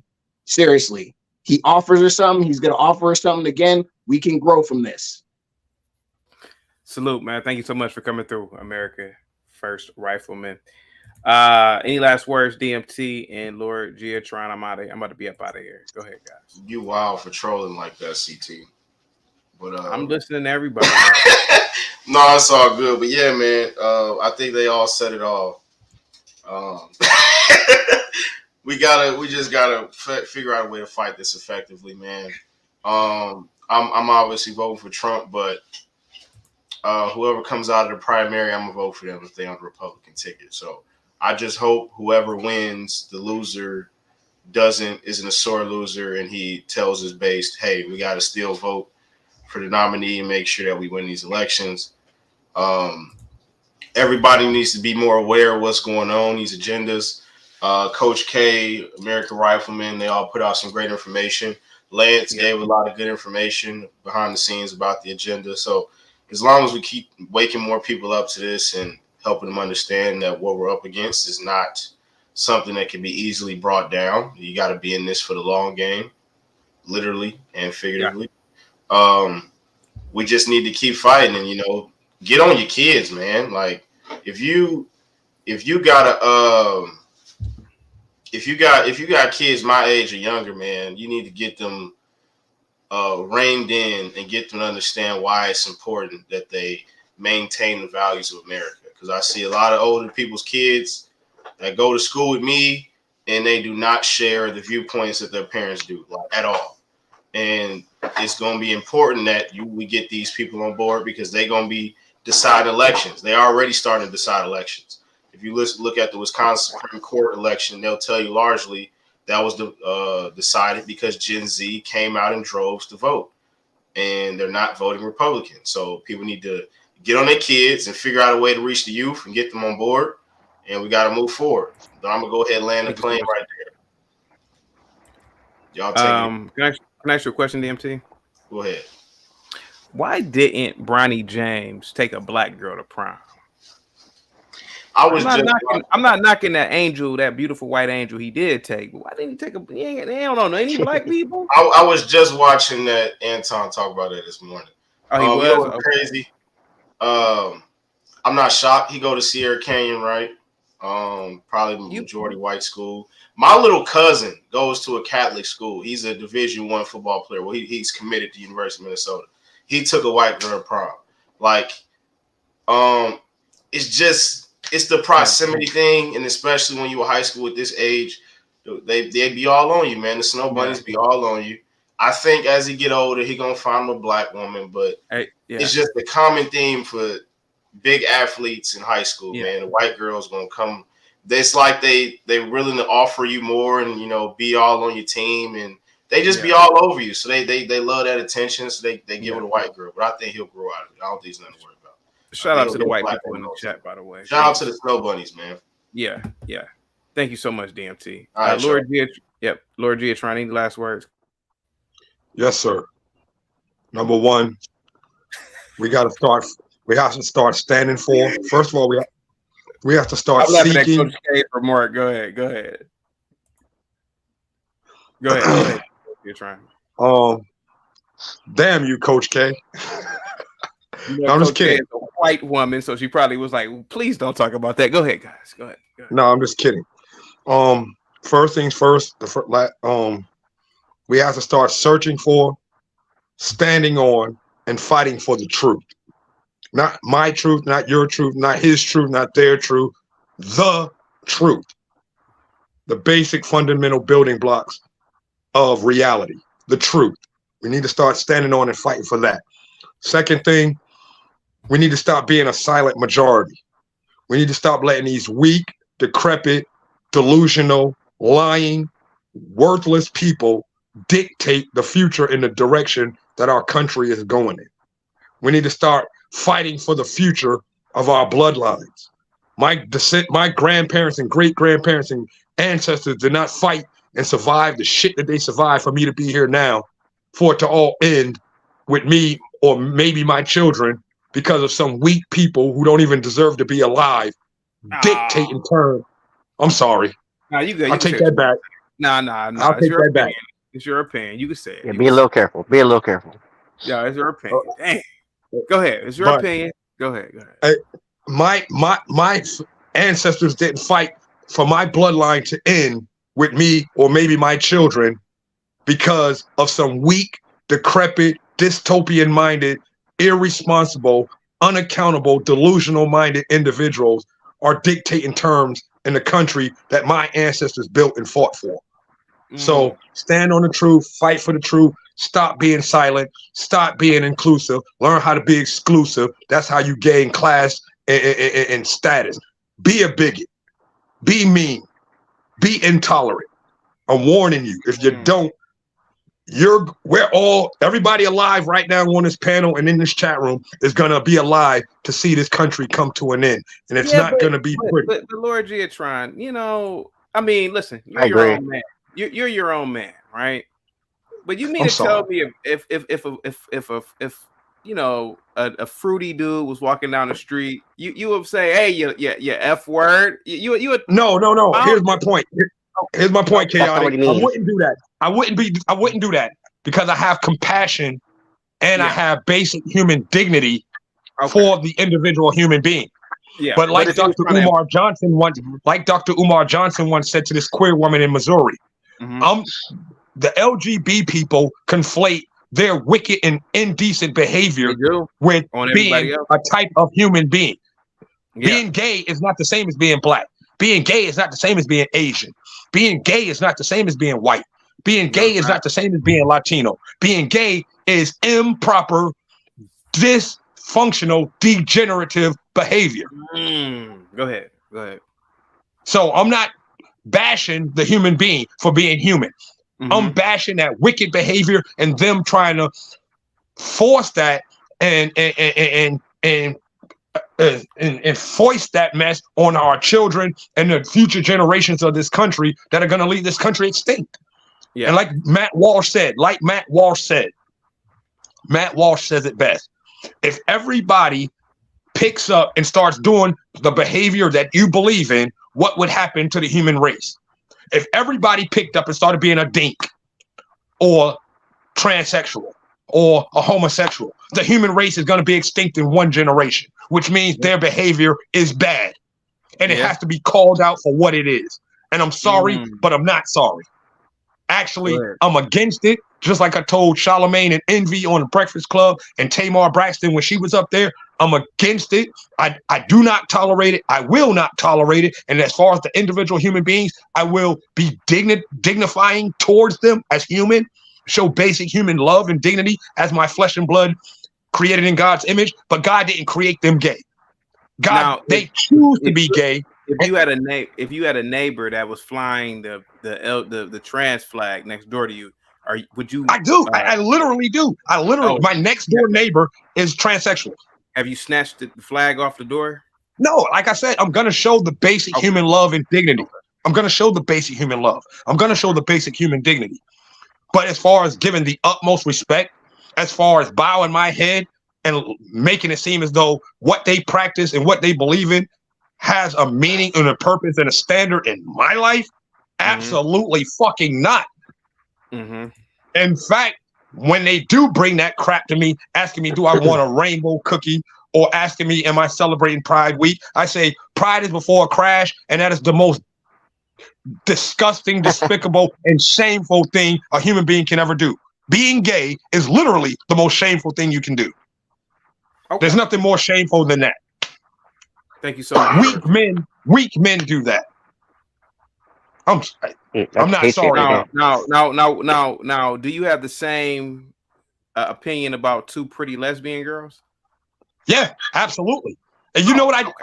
The last three fights that I've been in, I almost had to kill a dude one day out in Portland, because not the other day, but a few months back. Yeah, I almost had to kill a dude one day because I pulled up on this black broad. She was in the 9s or 40s. I mean 7-Eleven, and I pulled up on her, and I was like, it was obvious she was a lesbian. I pulled up on her and was like, yo, why don't you and your girlfriend run a train on me? I don't respect it, bro. I don't care. If I find you attractive, I'm going to holler at you if I'm single. And I don't respect homosexuality as something that's worthy of my acknowledging a commitment on a sexual level. I don't respect it. I showed her basic human respect when I said, excuse me, miss, I'd like to holler at you. I know you into this, that, and third. Let me ask you something. Can you and your girlfriend run a train on me? I said it just like that. And she went outside, told some dude, and the dude pulled up on me, and I'm like, yo, dog, you about to die out here, bro. I'm about to shoot you, man. You better get away from me. But my point is, like, I don't respect it. I don't care if it's male or female. I don't care if it's male or female. Huh? I was gonna say, like I said, I'll show the human being basic basic human dignity. Yeah. I believe all were created in the image of God. How can I love God who I have not seen when I don't love my fellow man who I can see? Yeah. But at the same time, God's law and commandment is any man who lays with a man like he should do with a woman should be put to death. And any woman who lays with a woman like she should with a man should be put to death. So on account of their behavior, I am not respecting that behavior. I know how to differentiate between the human being and the wicked behavior that they're engaging in. Just like a child molester is a child molester, just like a rapist is a rapist. Just like a bestiality is a bestiality. Improper sexual behavior deserves to be punished. And homosexuality is an improper sexual behavior. And I'm not tolerating it. Thank you so much, Lord Dear. End of story. And that's being pushed by the left, the liberals, the Democrats. Before Nancy got kicked out of Congress, she was on the RuPaul show talking about this is what America about. No, Nancy, this is not what America is about. That's why Dylan Mulvaney and Budweiser, Anheuser-Busch are about to go out of business. Yeah, because that's not what America is about. That's why Target is about to go out of business, because that's not what America is about. We gotta, thank you, Lord Giatron. You know, YouTube doesn't like the conversation about that community, so I gotta cut you off. If this was Rumble, hey, we can rock it out. But thank you so much, Lord Giatron. Hey, peace, bro. Peace. Lance, did you already say any last words, man? Thank you so much, Lord Giatron. Lance, any last words? Yeah. Pay attention to the ESG and DIE. When you see it, post about it, tell your friends about it. And more importantly, I know it's a pain in the butt, but you have to get involved in your local and state government, even if you have to get into it. Because if you don't know what's going on and how it works, all you do is bitch about it. It'll never change because you don't know the mechanics of it. And you have to get in there to be heard nowadays. If you want it to change, you've got to. I mean, Obama, that flowery crap he talked in 2008 was crap. There was nothing in there more than flowery words, and you have to know what the flowery words mean to realize he means us harm from the beginning, because it said nothing and meant everything. So if you want to change, it'll take a while, but you need you and your friends in local government, and hopefully you're not a liberal when you get in there, because that's what we have. And if nobody runs those positions, they appoint them. And they appoint them to people with the same ideology. And I'm sorry, it's not how it used to be, where ideologies can talk them out. They don't want to talk to you anymore. They haven't. They want to call you racist, bigot, no matter what your race is. Don't matter if you are a bigot. They call you racist and bigot, and they want to defund you. That means taking your job away, taking your access to food away. And I don't mean the food deserts that they're artificially creating to turn all you blackity blacks against whitey. They are destroying us internally and externally. And if you don't get a grip on it, we're going to go the way of Mexico, Cuba, Canada, China, Brazil, whatever you want to call it. We do not want to be there. We have not wanted to be there since 1776, and you don't want to go there now. I'm sorry. You cannot like the country. You can call us what you want, but it's what you have. And it's the best what you have in the world. And if you disagree with that, look around. Talk to people who've been to other places. Go there yourself. Go to Mexico for a month. See what happens. And don't go to Cancun. Go somewhere else. Talk to people. Go to Cuba if you can. Go to France. Go to Turkey. Go somewhere for a week. I don't care where you go. Go out and come back and go, oh my God, I want to be here. I swear to God, that's what will happen to you. Look around. That's all. Thank you so much, Lance. Have a good day. See you tomorrow. See you tomorrow, bro. Thank you. Good damn show today, guys. Positivity is definitely coming your way. Want to send a shout out to Big Ant, Bob, Carolina Piper, Harmonic Universe for the super chats. Thank you guys so much. I will be back next Tuesday. Trump 2024. Have a good one, guys. Peace.